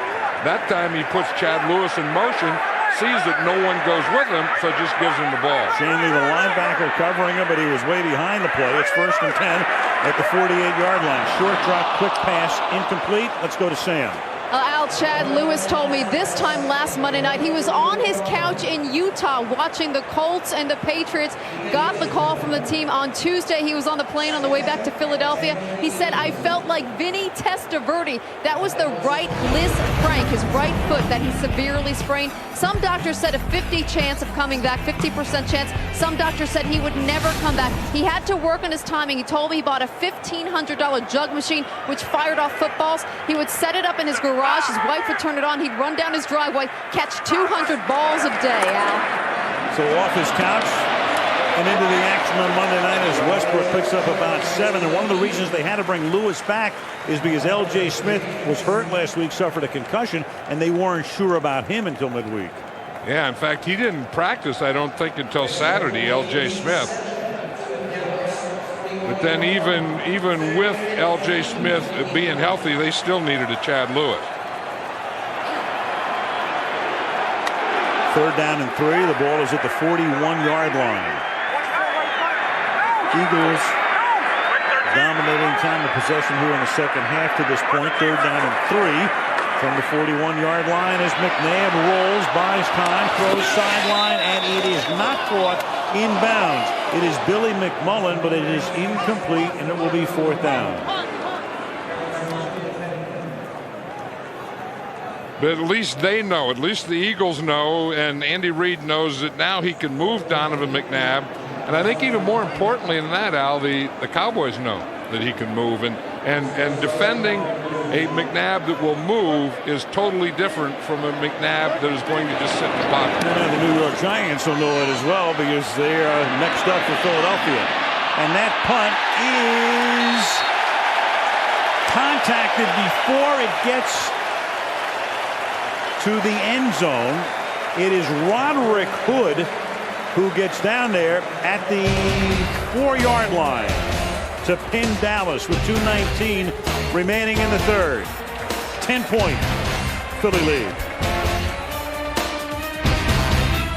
And good evening, everyone. I am First Alert Storm Team meteorologist Ken Schultz, bringing you up to date. No severe weather warnings, but we have added to things that we are watching here this evening, a tornado watch for the area that is in effect until 6 o'clock Eastern Standard Time. Now, a lot of the counties that you show there, some are just portions of a county, but the counties that are right now under this tornado watch would be Meade, Breckenridge, Hardin, LaRue, as well as Hart counties, as in Grayson County. So pretty much along and to the west of Interstate 65 in Kentucky, you're under a tornado watch now until 6 o'clock this morning, Eastern Standard Time. Of course, that would be 5 o'clock Central Standard Time. Let's take a look at our First Alert Storm Team Doppler radar and show you. Right now, we have a lot of showers and thunder showers. Now, some of those are putting down quite a bit of heavy rain in some territories. That is a fact. Rainfall totals where you see that green area here across southern Indiana and parts of northern Kentucky approaching and maybe even exceeding 1 inch. And we may double that easily here over the next 12 hours or so. So watch out for some localized flooding as well as the potential for severe weather. None of these storms are severe. They're all traveling off to the northeast. Give you an idea of movement over the next 60 minutes or so. You can see the showers and thunder showers will actually kind of lift out of the Louisville area and into southern Indiana. So this is a warm front that is moving through the region, and along and north of the warm front, we're seeing the heavier showers and thunder showers. And again, right now, the biggest problem with this rain is the intensity of it, not the severity of it. But there is quite a bit of thunderstorm activity on downstream all the way into western Kentucky, southern Illinois. You can see some very intense storms now south of Evansville, for an example. Some flood warnings, flash flood warnings have been issued for that territory. And at this point, no severe weather warnings have been issued, but that one cell south of Evansville looks rather nasty and perhaps could become severe over the next hour or so. So that's what we're going to be watching. Right now, no weather warnings, but we do have a tornado watch in effect for parts of Kentucky, pretty much that area along and to the west of Interstate 65. It does not include Jefferson County or Bullitt County, but Meade, Breckenridge, Hardin, Grayson, LaRue, Hart counties under this tornado watch. until 6 o'clock Eastern Standard Time. We'll continue to watch the situation, obviously, keep you up to date, and we'll have a complete weather report coming up tonight after the game. I'm Ken Schultz. The road, Atlanta and Denver killed them. But take a look at that at home, what they've done against the rush. 2nd down and 9, and again tonight as well. Bledsoe throws over the middle, and that's Keyshawn Johnson who makes the catch at the 22-yard line to buy them some breathing room. That was a big pass by Drew Bledsoe and a big pass protection by the line. On 2nd and long, I kind of thought that Jim Johnson would go after him. He doesn't come on the rush, so they have good protection. You see, when you let Drew Bledsoe do that, again, you let Keyshawn Johnson run in your secondary. He doesn't have to be wide open, but he knows how to use his body, and he'll get a first down. But that was all about pass protection right there. 3 catches, 33 yards. You got 3 tight ends in there now for the Dallas Cowboys. There's 3 catches by Keyshawn Johnson. There's the play fake. Bledsoe steps up to avoid the pressure. Throws, and that's knocked down. He tried to go to Witten, the tight end, and Brian Dawkins, the safety, came over to knock it away.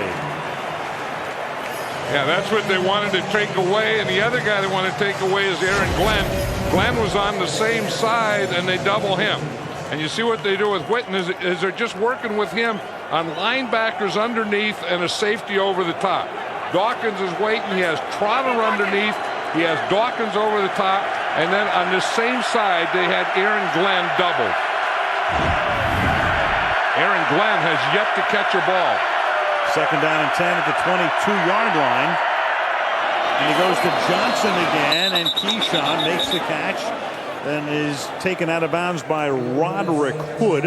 About 2 yards shy of the first. It'll be 3rd and short now in the final minute of the 3rd quarter.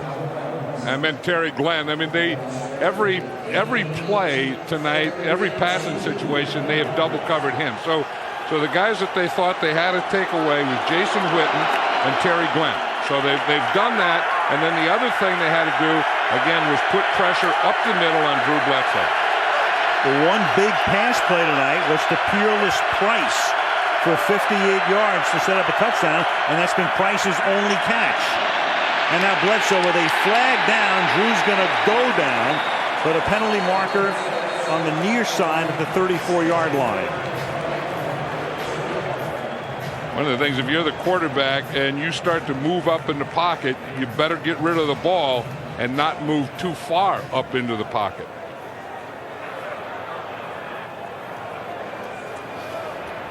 Carollo says, what's that again? Holding, 29, defense, 5-yard penalty, command the run, first down. That's Roderick Hood, and of course it's a defensive foul. It's a first down. 12 penalties against 2 for Philadelphia. Now watch this max stats, the snap to the sack, and this was the thing that they worried about Drew Bledsoe when he first came here, that he held the ball too long. And on that time, you could see he held it 5.6 seconds.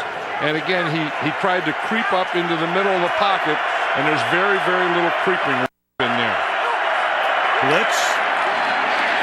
And it's Trotter who comes in and takes care of Jones. And again, Dallas with no rushing offense through 3 quarters.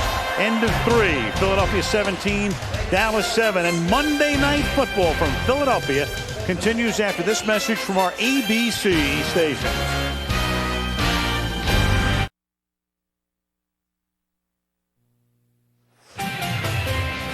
Fourth quarter about to begin in Philadelphia. Al Michaels, John Madden, and Sam Ryan.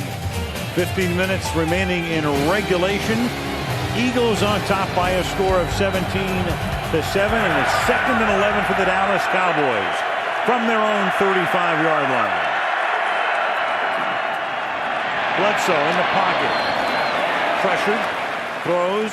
Short gain. Julius Jones tackled by Jeremiah Trotter after a pickup of 3.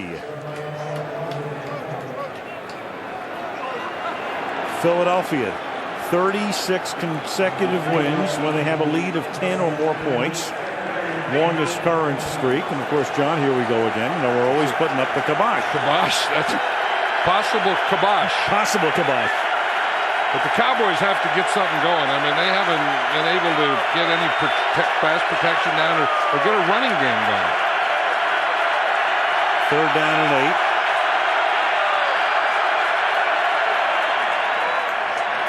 Bledsoe pressured again, and that pass intended for Keyshawn Johnson is thrown into the ground, and Dallas will have to punt again. Matt McBriar has been busy tonight. You know what I think the key word is, Alan, on both those last calls, you say Bledsoe pressured, and that's the difference. You say, how did this team beat them the last time? The Eagles didn't pressure Bledsoe. Tonight, just about every pass, he's under pressure.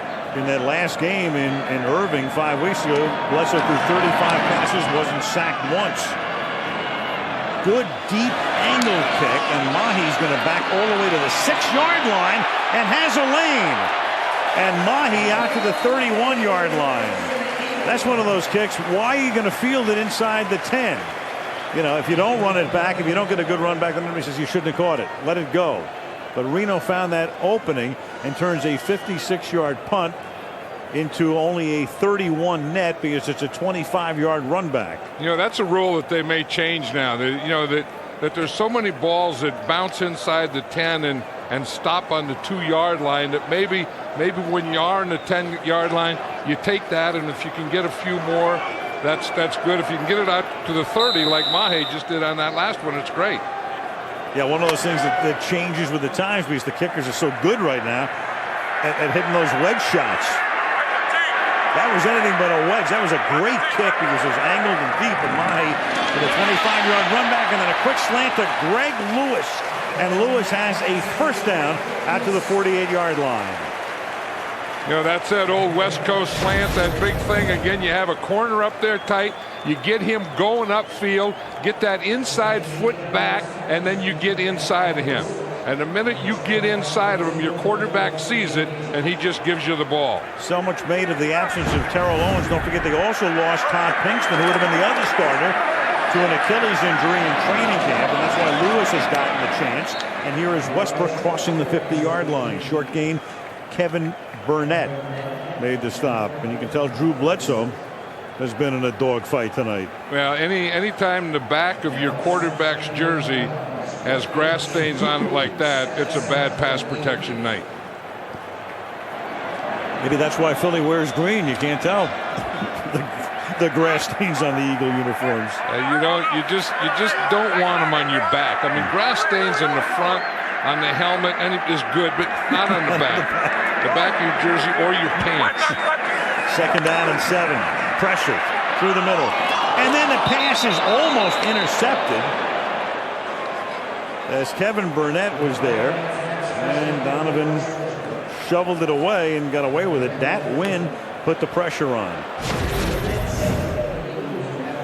You see, the one thing about Donovan McNabb that is so great when he's running, though, is that he keeps all plays alive. I don't know that Westbrook was ready for that one. It was about a half a yard pass, and I think Westbrook was looking upfield to become a blocker for him. And Donovan wasn't sure himself. Keyshawn Johnson shouting out encouragement to the defense. It's 3rd down and 7. Shotgun.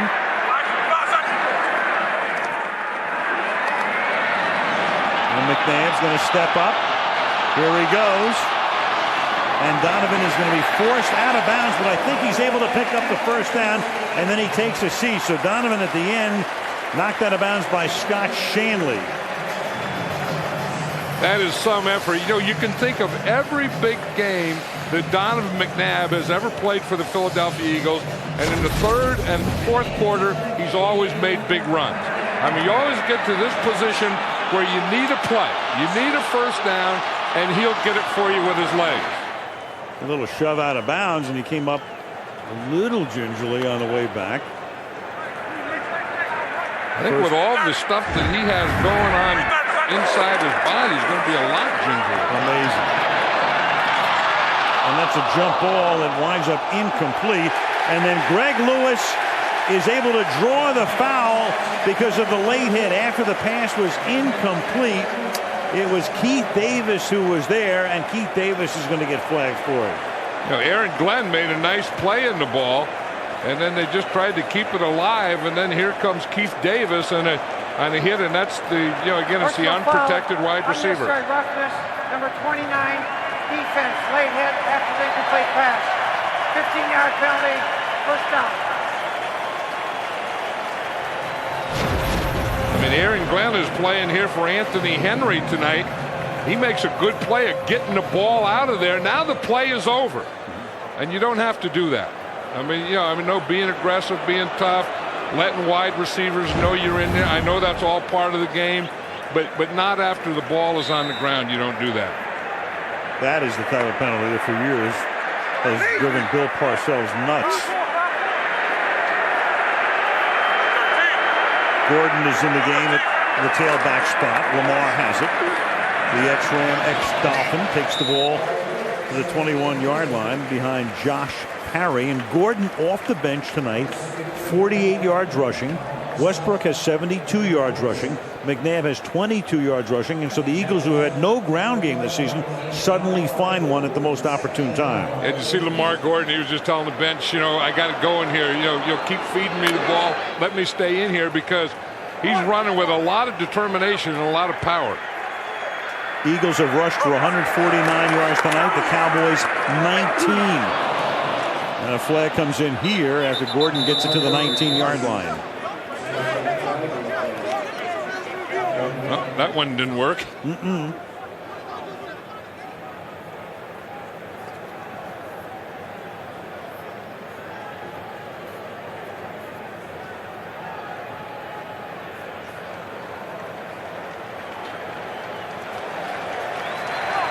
Personal foul, face mask, 95, defense. Passing distance to the goal, first down. Personal foul on Jason Ferguson. That's a tough thing, a nose tackle like Ferguson is. You're just, taking on blocks. You're in there in the middle. Stuff was running in here. Looks like someone has his face mask. Well, yeah, he's got Jamal Jackson, and then he's getting face masked as well. He's just fighting for his life. I mean, he's going to go to your back, and when you start, and you're a nose tackle or defensive lineman, you start going to your back, you just grab anything. Dueling face masks.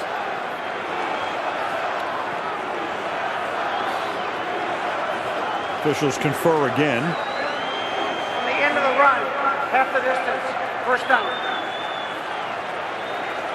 And that'll put the ball at the 9-yard line and make it first and goal. We're talking about rushing yards, and Philadelphia had 150 or so right now, and the Cowboys only have 19. Coming into this game, you said one's going to have 150 at the start of the fourth quarter, one's going to have a 19. You wouldn't have guessed it this way. No way. On first and goal, McNabb protected again. He'll keep it, and he's going to get tackled from behind by Brady James. But there's just no one open there. I mean, that was the thing that, he had to run because the coverage was real good, or there was just no one open. I mean, he went to 3 reads before he started to run. There's someone open right there. He didn't see it. I mean, he looked one, then he looked to the second guy, then he looked to the third guy, and then he didn't scramble until after that. Second down and goal. The ball is at the 10-yard line.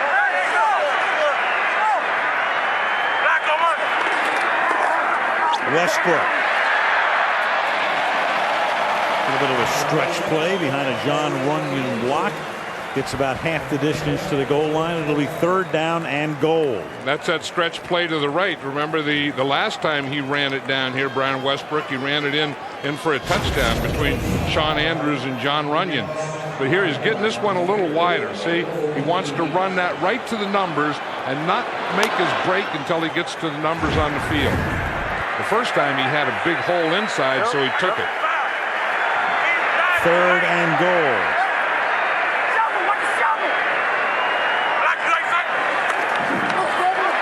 Shovel. Westbrook gets to about the 2-yard line off the shovel pass, and it'll be fourth down. Hey, did you hear someone on defense yell shovel, shovel? Someone yelled shovel before the ball was snapped. So it had to be some formation or something, because the Cowboys, that was a play that they knew was coming. Because I heard it in my ears. Someone yelled, shovel, shovel. And they start off in a shovel, and they're right there playing shovel. Sure wasn't Jack Curtis? No, I think it was Lee Grosscup, but I think the key was that they were in split backs. At Utah, Jack Curtis invented it. Grosscup manifested it back in the late 50s. 20-yard field goal attempt by Akers is good. So the Cowboys at least keep it to a 2-possession game. Philadelphia tacks on 3. Eagles lead 20-7.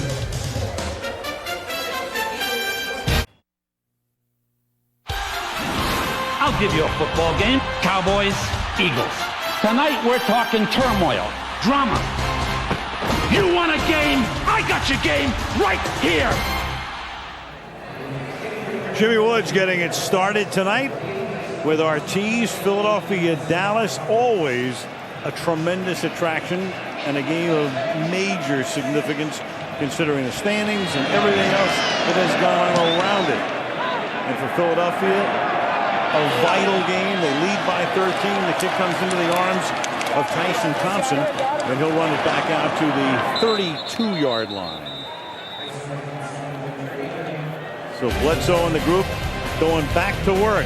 Down 20-7 with 9 minutes to play in the fourth.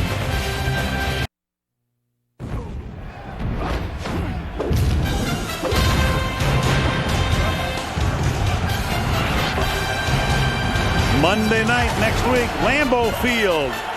Vikings, Packers. All of a sudden, the Vikings trying to get things turned around. Beat the Giants yesterday.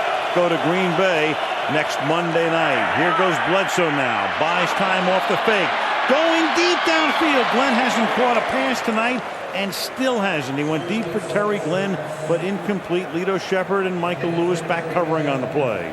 And we saw Terry Glenn on that play being double covered, as he has been on every play tonight. Yeah, they wanted to take a shot. They know that they have to get something going. They have him inside, outside. Michael Lewis is just running on the inside.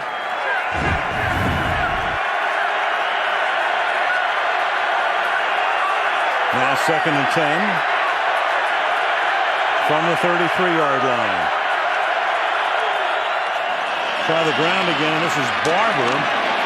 Very little room for Barber tonight or for Jones. You got Jason Witten with a block right there, and Barber has now carried the ball 9 times for 12 yards, and the other back, Jones, 8 times for 16 yards. The Dallas Cowboys have 24 rushing yards on 20 carries tonight.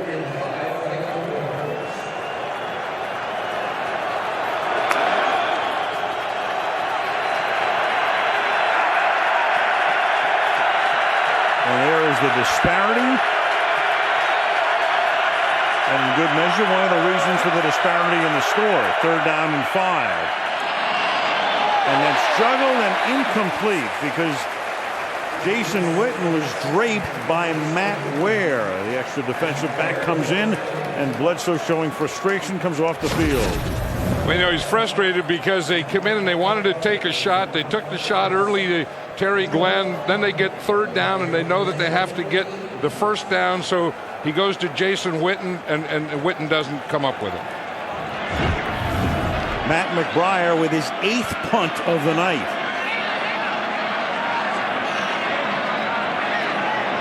You don't want your punter punting 8 times in a night. That's a bad sign. It means you're playing against a very good defense.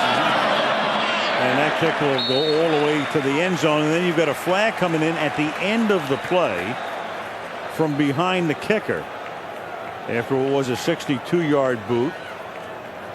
And the penalty is going to be against the Eagles.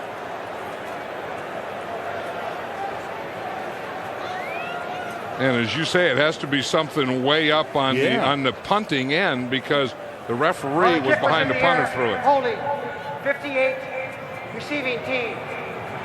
We have the distance to go after the touchback at the 10-yard line.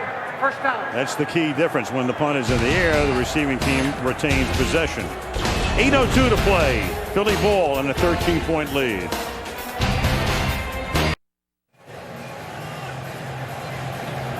Plenty to dance about for Eagle fans to this point. They're up by a score of 20-7.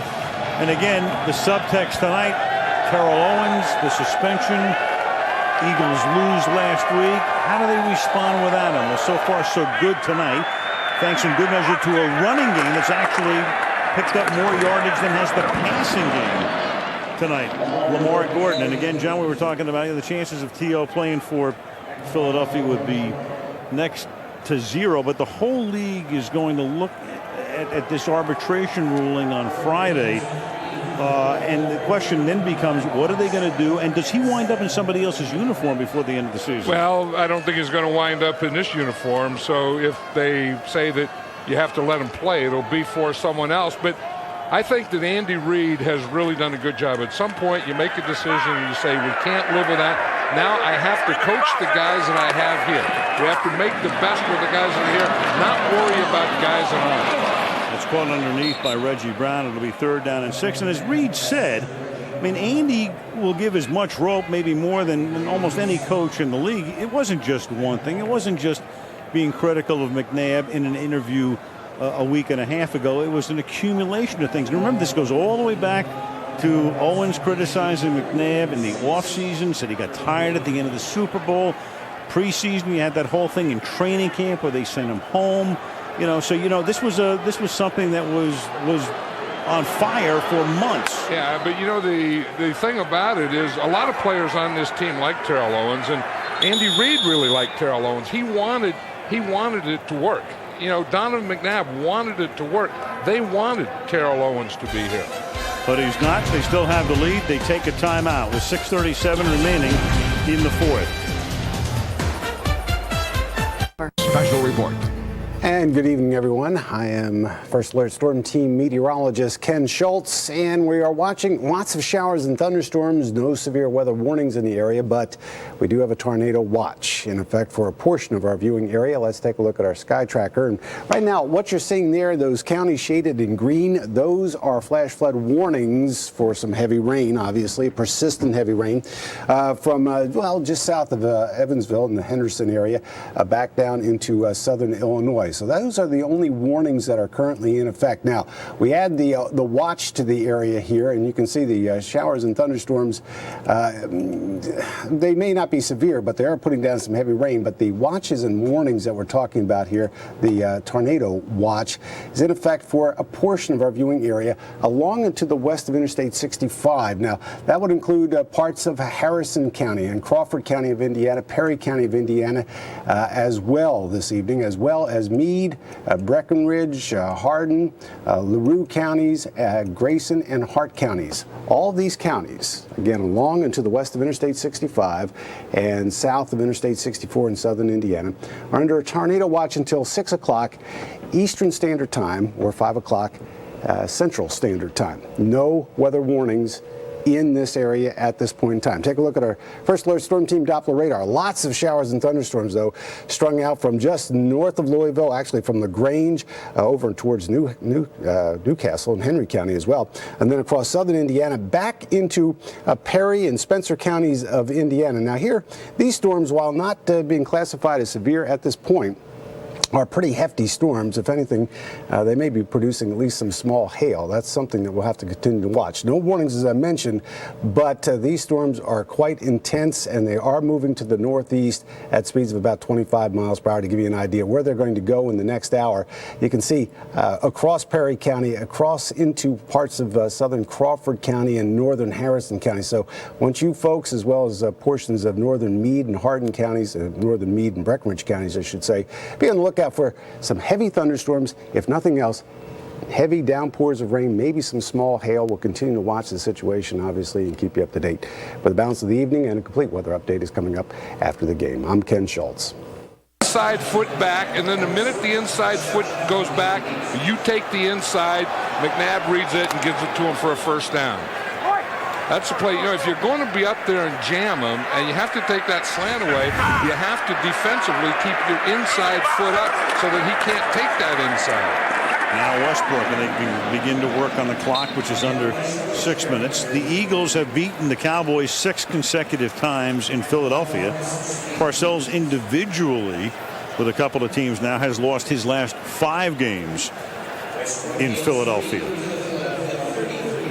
It was one of those things where tonight the Cowboys just haven't been controlling the line of scrimmage. They haven't gotten a big pass rush when they need it. They haven't stopped the run when they had to. The Eagles on both sides of the ball have controlled the line of scrimmage. And they're doing that with a center, Jamal Jackson, just up from the practice squad. 2nd and 7. They're going to give it to Westbrook, who's cuts to the outside. Gets up to the 38. It'll be 3rd down and 2. One more thing on Owens. Here's McNabb's perspective. The message I try to send to not only my teammates, but just the players across the league. Never let one person's feelings or what one may say kind of detour you away from, the path to your goal. Continue to work hard at what you do. Not everything is going to be crystal clear, but when you have that bump in the road, be able to either go over it or go around it and continue to stay on your path. In general, talking about the Owens situation, and that is a key stop here for Dallas because they're going to get the ball back with a little less than 4 minutes to go by the time they get possession back. Yeah, and now's the time again. The last time the Cowboys had it, they tried to take a shot to Terry Glenn, and I think he's their big play guy. He's their playmaker. I mean, he's the guy. If someone is going to make a big play for him, and the Cowboys, when they get the ball back, need a big play, that guy's Terry Glenn. Hodges, who's had an erratic night. Philly letting the play clock run just about all the way down before the snap. Peerless Price is back to run it back for Dallas. He calls for the fair catch and makes it at the 28-yard line. It's a 33-yard boot. 3:44 to go. Looking ahead, the Cowboys with all of their timeouts plus the 2-minute warning, but they need 2 scores. They're down by 13. Terry Glenn came into the game averaging 19 yards per catch. He's been thrown to twice tonight. He has not caught a ball. And on top of that, this peptic cake, you can put this icing. He's carried the ball once and lost 10 yards. 1st and 10. The ball is at the 28-yard line. Bledsoe trying to move him down the field, and that's Keyshawn Johnson who's going to make the catch. And Keyshawn gets taken down up at the 43-yard line. So for Keyshawn Johnson, that's 5 catches tonight for 56 yards. And you've got Michael Lewis, the Eagles safety, who is down on his stomach. That's what Keyshawn Johnson will do, and the Cowboys are now going to go a hurry up because when you're down by 2 scores, it's a 4-minute drill, not a 2-minute drill. And you see Keyshawn again in here, and he is so big and strong that when a guy comes up and delivers a blow to him full speed, sometimes he takes the brunt of it. And that's exactly what happened to Michael Lewis. And Keyshawn Johnson just takes his left arm and plays off with it. Keyshawn's 6'4", and he weighs about 210. And you've got Lewis, who is 6'1" and 222. Putting the hit on, but it's Lewis who is down and still down. And Michael Lewis is a big hitter in this league, and Keyshawn Johnson is a guy that can and always has been able to take big hits. The last time, speaking of Glenn, these teams met and Dallas dominated the game, there were the numbers. 7 catches, 2 of them for touchdowns. And that average per catch, of course, almost 17 yards below his season average. And sometimes when you're playing a divisional game and you know each other so well, you kind of know, okay, what they did last time, I don't know what they're going to do this time, but they're not going to do the same thing they did last time. And I know that Jim Johnson thought that there's no way the Cowboys may beat us again. They may move the ball, but they're not going to do it with Terry Glenn. Of course, now when a guy is down this long, the concern with, at least now he sits up. Andy Reid came out and you saw Keyshawn Johnson uttering a little prayer to himself. Might have been helmet to helmet here as you take a look. Yeah. Well, his helmet came, started on the shoulder pads and came up. But again, Keyshawn Johnson is so big and strong, he just played him off with that left arm. But again, now the Cowboys, you have a 2-minute drill when you need a score. When you need 2 scores, then you start your 2-minute drill at 4 minutes, and so it becomes a 4-minute or a hurry-up drill at this point for the Cowboys. Quentin Michael comes into the game after Lewis wobbles off. First and 10 at the 43-yard line. To the outside. That's caught, and that is Terry Glenn who finally makes the catch. A catch, and it's enough for a first down. Yeah, that was on Lito Shepherd, and it was kind of short and deep. So what they did is they just had Terry Glenn, instead of trying to go deep where he was going to be doubled, just work on the short guy who was Lito Shepherd. See, here he is on. Now they have a guy over the top to double him deep, but if he just runs an out pattern like that, he's just working on a single corner. 4 receivers, first and 10. Going to run a draw, going to give it to Barber, and by running that draw, there's a lot of room in the middle, and Barber's going to be out of bounds at the 21-yard line. So they spread him out. They send 2 guys into the slot, 2 guys wide, and Barber finally unleashes a run for the Cowboys tonight, 26 yards. We talk about Keyshawn Johnson and the things that he does. He's also a good blocker. Watch him right there. He gets that block that lets Barber get to the outside and get out of bounds. Keyshawn Johnson will catch those slants. He'll catch the tough balls, but he will also block downfield very well. And Fearless Price doing his best as well to provide that escort, blocking downfield along with Johnson from the 20-yard line. Bledsoe throwing off his back foot, and he hits Glenn for the touchdown. So the silent Glenn all of a sudden gets noisy at the end of the game. It's a 20-yard touchdown. Dallas moves down the field in less than a minute to make it a 1-possession game. Yeah, because it was finally man-to-man. They come on a blitz, the Eagles do, and you see Lito Shepherd's out here. He's man-to-man on Terry Glenn. He gives him a little move, and then right beyond him. They've been doubling all night. At that time, they come with a blitz, so they have single coverage on him out here. Lito Shepherd doesn't even get close to Terry Glenn. Sean Sweezen with the extra point. That's going to make it a 6-point game. And there's still 3:04 to go. You still have 3 timeouts. You still have the 2-minute warning. So you're not compelled to try an onside kick. Not that they won't, but they're not compelled to do it here. No, and that's the time that you see Drew Bledsoe there in the side. He sees this. See, everyone is packed in here. They're going to come in blitz. Here's Terry Glenn. Here's Lito Shepherd. He sees this whole thing man-to-man. There's no help in here. So he knows right now that if he can get it protected and get it off, he's going to get the ball out here. He doesn't look left. He doesn't look anyplace else. He looks to his right to Terry Glenn the whole way, knowing that he has single coverage on that side because the Eagles are blitzing him. And Bledsoe under pressure, and as he's done for years, throwing off his back foot, got plenty on it. Now you've got L.J. Smith leaving the game, so you saw Lewis come off defensively. You got L.J. going back into the locker room, the tight end. And now what is Dallas going to do here? I don't think they'll onside kick because, as you say, they still have their timeouts. They got the 2-minute warning. They were in that 4-minute hurry up. They did a nice job of that because they got their 1 score and there's still 3:04. There's no need, in my mind, to onside kick here. And then you put it on your defense and you say, you stop them. Well, that again is what good defense is. I mean, we can talk about, stats and tackles and, and first downs and all that stuff, but how do you play possessions at the end of the game when you need it to win? That's offense and defense. Sweezen to kick off conventionally.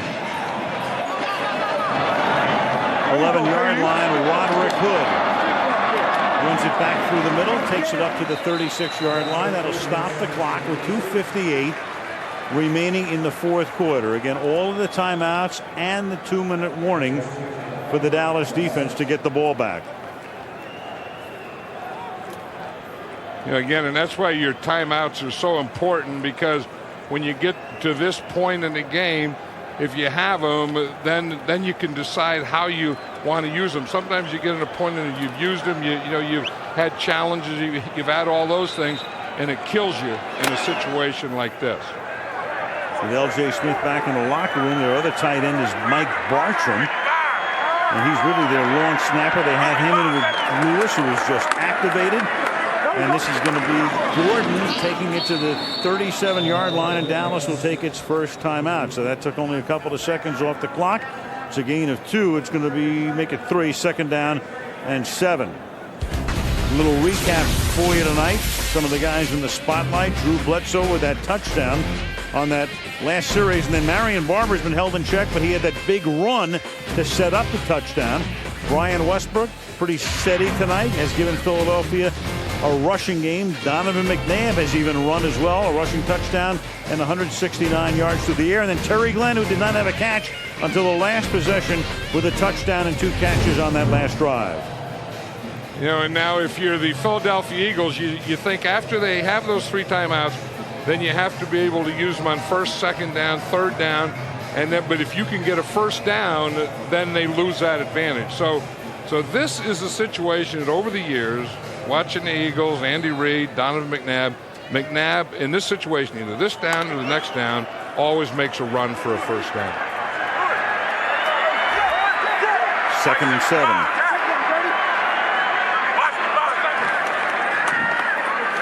McNabb's going to throw, and it's going to be intercepted by Roy Williams. And Williams is inside the 20, inside the 10, and a touchdown. 45 yards as McNabb on 2nd down and 7 goes to the outside. And Roy Williams, who's been to 2 straight Pro Bowls, shows you why he makes the annual trip to Hawaii. Donovan's mother just can't believe that, and she doesn't like the interception, but she's worried about her son being down because he got a pretty heavy block laid on him. So it's injury to insult, and Donovan is going to come hobbling off the field. And how many times do you see that with a quarterback? We saw with Mark Bolger in the Monday night game. You throw the pick, you try to get involved in the play, and the next thing you know, you come limping off the field. Yeah, but this play didn't have a chance. I mean, it was miscommunication all the way. There's Jerry Jones, the happy owner of the Cowboys, in that situation, but it just looked like, you know, the receiver was running one route, Donovan McNabb was throwing the other route. The guy that got the block on him was Scott Shanley down there just before Roy Williams went in. Now Sweezum in his 2nd game in the National Football League for the point after to give Dallas the lead. And the snap wasn't that good, but Tony Romo was able to reach back, put it down, and the kick is good for the Cowboys. And now the question is, McNabb, can he come back in? I mean, they have been involved in some amazing finishes on both ends of the spectrum this year. Here's what happens. It's over here on this side. Here's Roy Williams back here. You see, he's playing back like it's a cover 2. And he just baits Donovan McNabb. Then he starts working to the outside. Here's Roy Williams here. The receiver is running it up. There's no receiver out there. McNabb makes some read, and he just throws it out there to Roy Williams. Again, I think he thought it was cover 2. Roy Williams showed him a cover 2 shell, and then he came up in a cover 3. And then that was Scott Shanley right there at the end that got that block.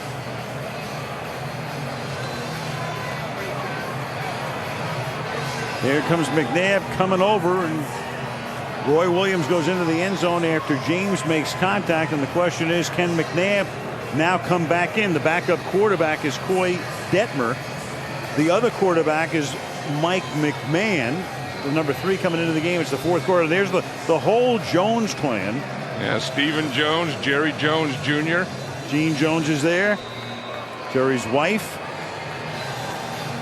And that's James pushing McNabb down, and now it's a 1-point game. You have 2:43. The Eagles have 2 timeouts plus the 2-minute warning, and the kick from Cortez goes down into the arms of Roderick Hood, and Hood will run it back to the 29-yard line. And now here's McNabb, and he's going to put that helmet on. Sports hernia from the first week on. Then he takes that last shot, but he comes back onto the field with 2:37 to play before this stunned the crowd. Yeah, again, here's the shot that he took. He's the only guy that would be in position to tackle Roy Williams. The linebacker Scott Shanley gets him, and you can see that anytime you have something like a hernia and you get hit, it goes right to that point. At the 30-yard line, Donovan McNabb will work out of the shotgun. McNabb throws, and it's behind Westbrook. We're talking about the Cowboys this year. Opening day, an amazing finish as they beat San Diego at the end. An interception saves it. The Monday night game where they have it all but in the bank, and then Washington with those 2 long passes to Moss. They win it. They miss out at Oakland. They're inside the 10 with 5 seconds to play and run out of downs. The Giant game in overtime. The Seattle game, which they had in the bank. And then Bledsoe throws the ill-advised interception. And Seattle wins the game. And now tonight, 2nd down and 10 at the 30-yard line. Yep. John Runyon jumped the right tackle. But isn't that something? I mean, the Eagles have really dominated this game for 56 minutes. 69, offense, 5-yard penalty, main 2nd down. John, we go back to that Week 2 game. We're in Dallas. Cowboys have it. No problem. It's only 13-0 for most of the game, but Washington's not going to get back into the game.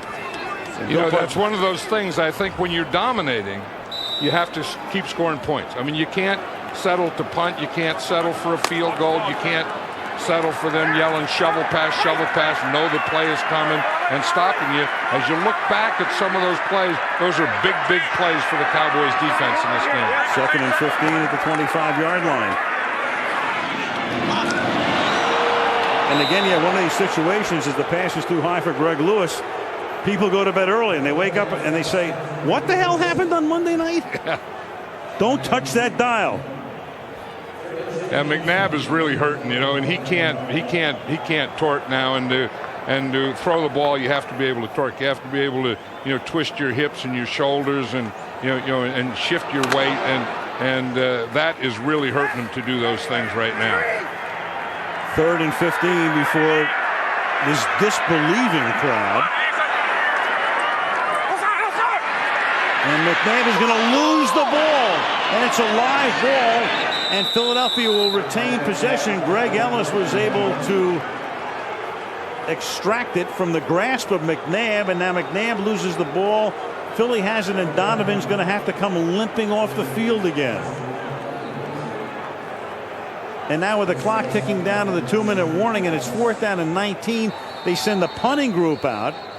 But the clock goes to the 2-minute warning. Philadelphia only has 2 timeouts. They're going to take it. They should have taken a timeout on the front side of this to save them a few extra seconds. And now they're in the most precarious of positions, especially if they kick. 2 minutes to go, and the Cowboys trying to pull one out of a hat. Grayson County's, that's a tornado watch until 6 o'clock Eastern Standard Time. That's 5 o'clock Central Standard Time. Take a look at our Storm Team Doppler radar, and basically I want to show you a line of showers and thunder showers that stretches across from Bedford and Trimble County to north of LaGrange and Oldham County, then across Clark County, and then into Harrison, Crawford, Perry, Spencer counties, all the way just to the north of Owensboro. Lots of lightning, lots of heavy rain. No warnings with this, but here's what I want to advise you right now, the immediate threat anyway. You see this area of green, and that's where we've had at least 1 to 2 inches of rain here this evening, so localized flooding, a possibility along and to the north of Interstate 64 here during the next couple of hours as the heavy rain and thunder showers continue in this region. Gradually, that area of heavy rain will start to lift off to the northeast a little bit later on this morning. But for the time being, if you live, again, in northern Kentucky, Oldham, as well as Henry, Trimble, Carroll counties of Kentucky, southern Indiana, all along Interstate 64. Watch for those flood-prone areas. 1 inch or 2 of rain already has fallen. Another inch plus, not out of the question over the next couple of hours. A complete weather update is coming up after the game. Years, whether it's Monday or Sunday or what have you, and there is McNabb bent over on the bench. The Eagles are going to punt on 4th and 19, as opposed to McNabb can't come back in at this point. He's hurting too much. And instead of going with Detmer or McMahon, ice cold off the bench, they'll take their chances stopping him defensively, try to give Donovan a little extra time. And that kick will roll to a halt at the 27-yard line with 1:49 and 2 stoppages of the clock for Philadelphia. 52-yard punt. Remember that third down play where the Eagles had the ball down there in the goal line, and I said I could hear someone yell, "Shovel, watch the shovel." Listen to it.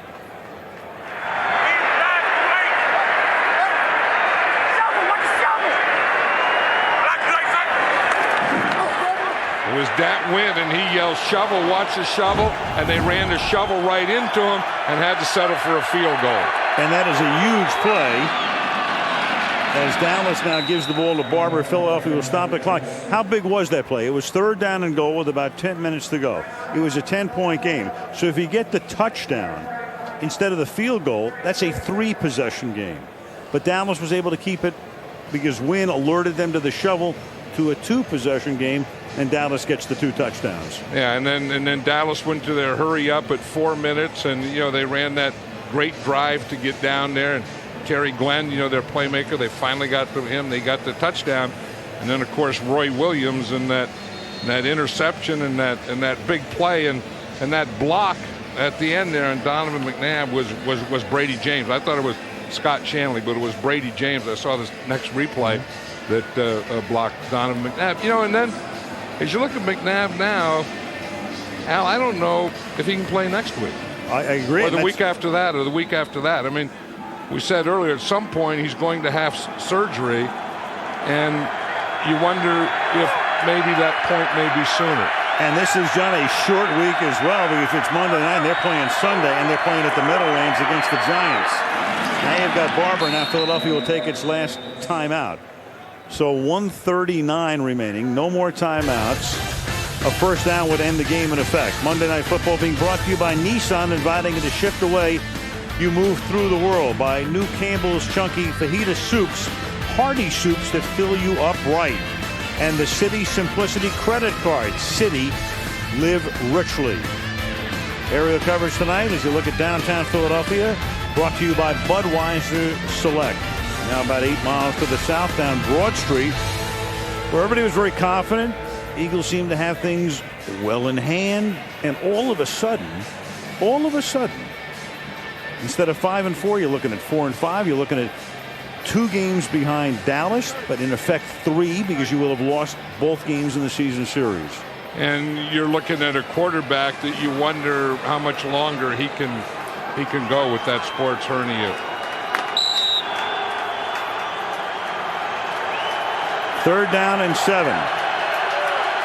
Philly's only opportunity is to stop in here and get the ball back and try to set up an Akers field goal. This is Barber, and they do stop him. He holds onto the ball. They try to create a fumble, but couldn't. That's Jeremiah Trotter. Now Dallas will take all of the time they can off the play clock and then punt. And then Philadelphia has to see if they can get into position for an Akers field goal. This is almost a fumble. Yeah, he does it is fumble. A fumble. The ball is out of there. I mean, the good news is that he got it back. It went out, and then as he was falling down, he fell down and it went between his legs, and then he brought it back up in there. But there will be a clock stoppage to change of possession. We're under a minute now. The play clock is down to 5. McBriar gets the kick away. Decent distance, fielded by Brian Westbrook from the 12, and Westbrook brings it back out to the 35-yard line. So you've got 46 seconds. You have no timeouts after a 52-yard kick and a 23-yard return, and your quarterback will be McMahon. Mike McMahon, the former Detroit Lion, who went to school at Rutgers, signed as a free agent. He was the number 3 quarterback coming into the game, the emergency quarterback.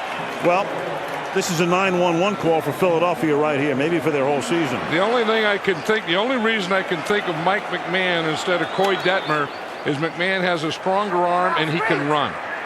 McMahon is a good runner. And again, you need maybe 25 or 30 yards to give Akers a chance. And McMahon trying to be the hero. And he'll start here with a first down, but the clock continues to run. And let's see where they're going to give him forward progress to. The officials are going to bring the ball back. They haven't even moved the chains yet, and they say not enough for a first. It's 2nd down and inches, and he's going to spike the ball with 29 seconds. But he has a real arm. I mean, he has a lively arm, and Again, he can run with the ball, so I think that's probably what Andy Reid is looking for here. I remember one day I saw him in preseason in Detroit, and he really looked like he was going to be something special. Now in a journeyman role, but a chance to be a major hero. 3rd down and 1. Rolling to his right, throwing. That's caught. That's a first down, and that'll stop the clock. Billy McMullen makes the catch. So the ball will be spotted at the 49-yard line of the Eagles. 26 seconds remaining. There is Akers. Remember, his range over 50. David Akers, one of the best kickers in pro football, and they need another first down or two to get him in that range. 4-man rush. McMahon throwing, and that's going to be caught at the 20-yard line by Reggie Brown, the rookie. 18-yard line. Now they're going to say no. Brown came down with it initially. Everybody thought he had, and there is the reaction of McNabb. McMahon threw it right into the arms of the rookie, who appeared to come down with the ball and then couldn't hold on. He ran a nice pass route there. He ran a stop and go, and then he had it in his hands, and as he was bringing it down, he just dropped it. But he ran a stop and go, and he got in pretty good position there to catch it. But the second or third one he dropped tonight. Everybody thought, the crowd reacting, McNabb reacting. He wanted a spike on the next play, but instead it's an incomplete pass. And McMahon, to keep it alive, he's got to get out of bounds, and he does at about the 42-yard line. Now you have 9 seconds remaining.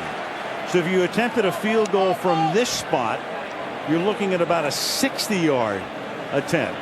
The other option, run one play, but you got to get out of bounds. I think that's the thing you do. I think you run one more play, but it has to be to the sidelines. Now the Cowboys, knowing that, they have to defend the sidelines.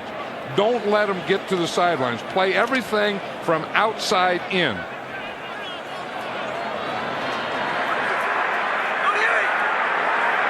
Nine seconds. To the outside he goes, and that is broken up, intended for Brown, and it is broken up with 4 seconds. So in effect, one play barring a defensive foul remaining in the game, and they're going to bring Akers out to attempt what will have to be about a 61-yard field goal. That's what they had to do when the ball was incomplete. They had to take a shot at the field goal here. The NFL record, Jason Elam and Tom Dempsey each have kicked 63-yard field goals.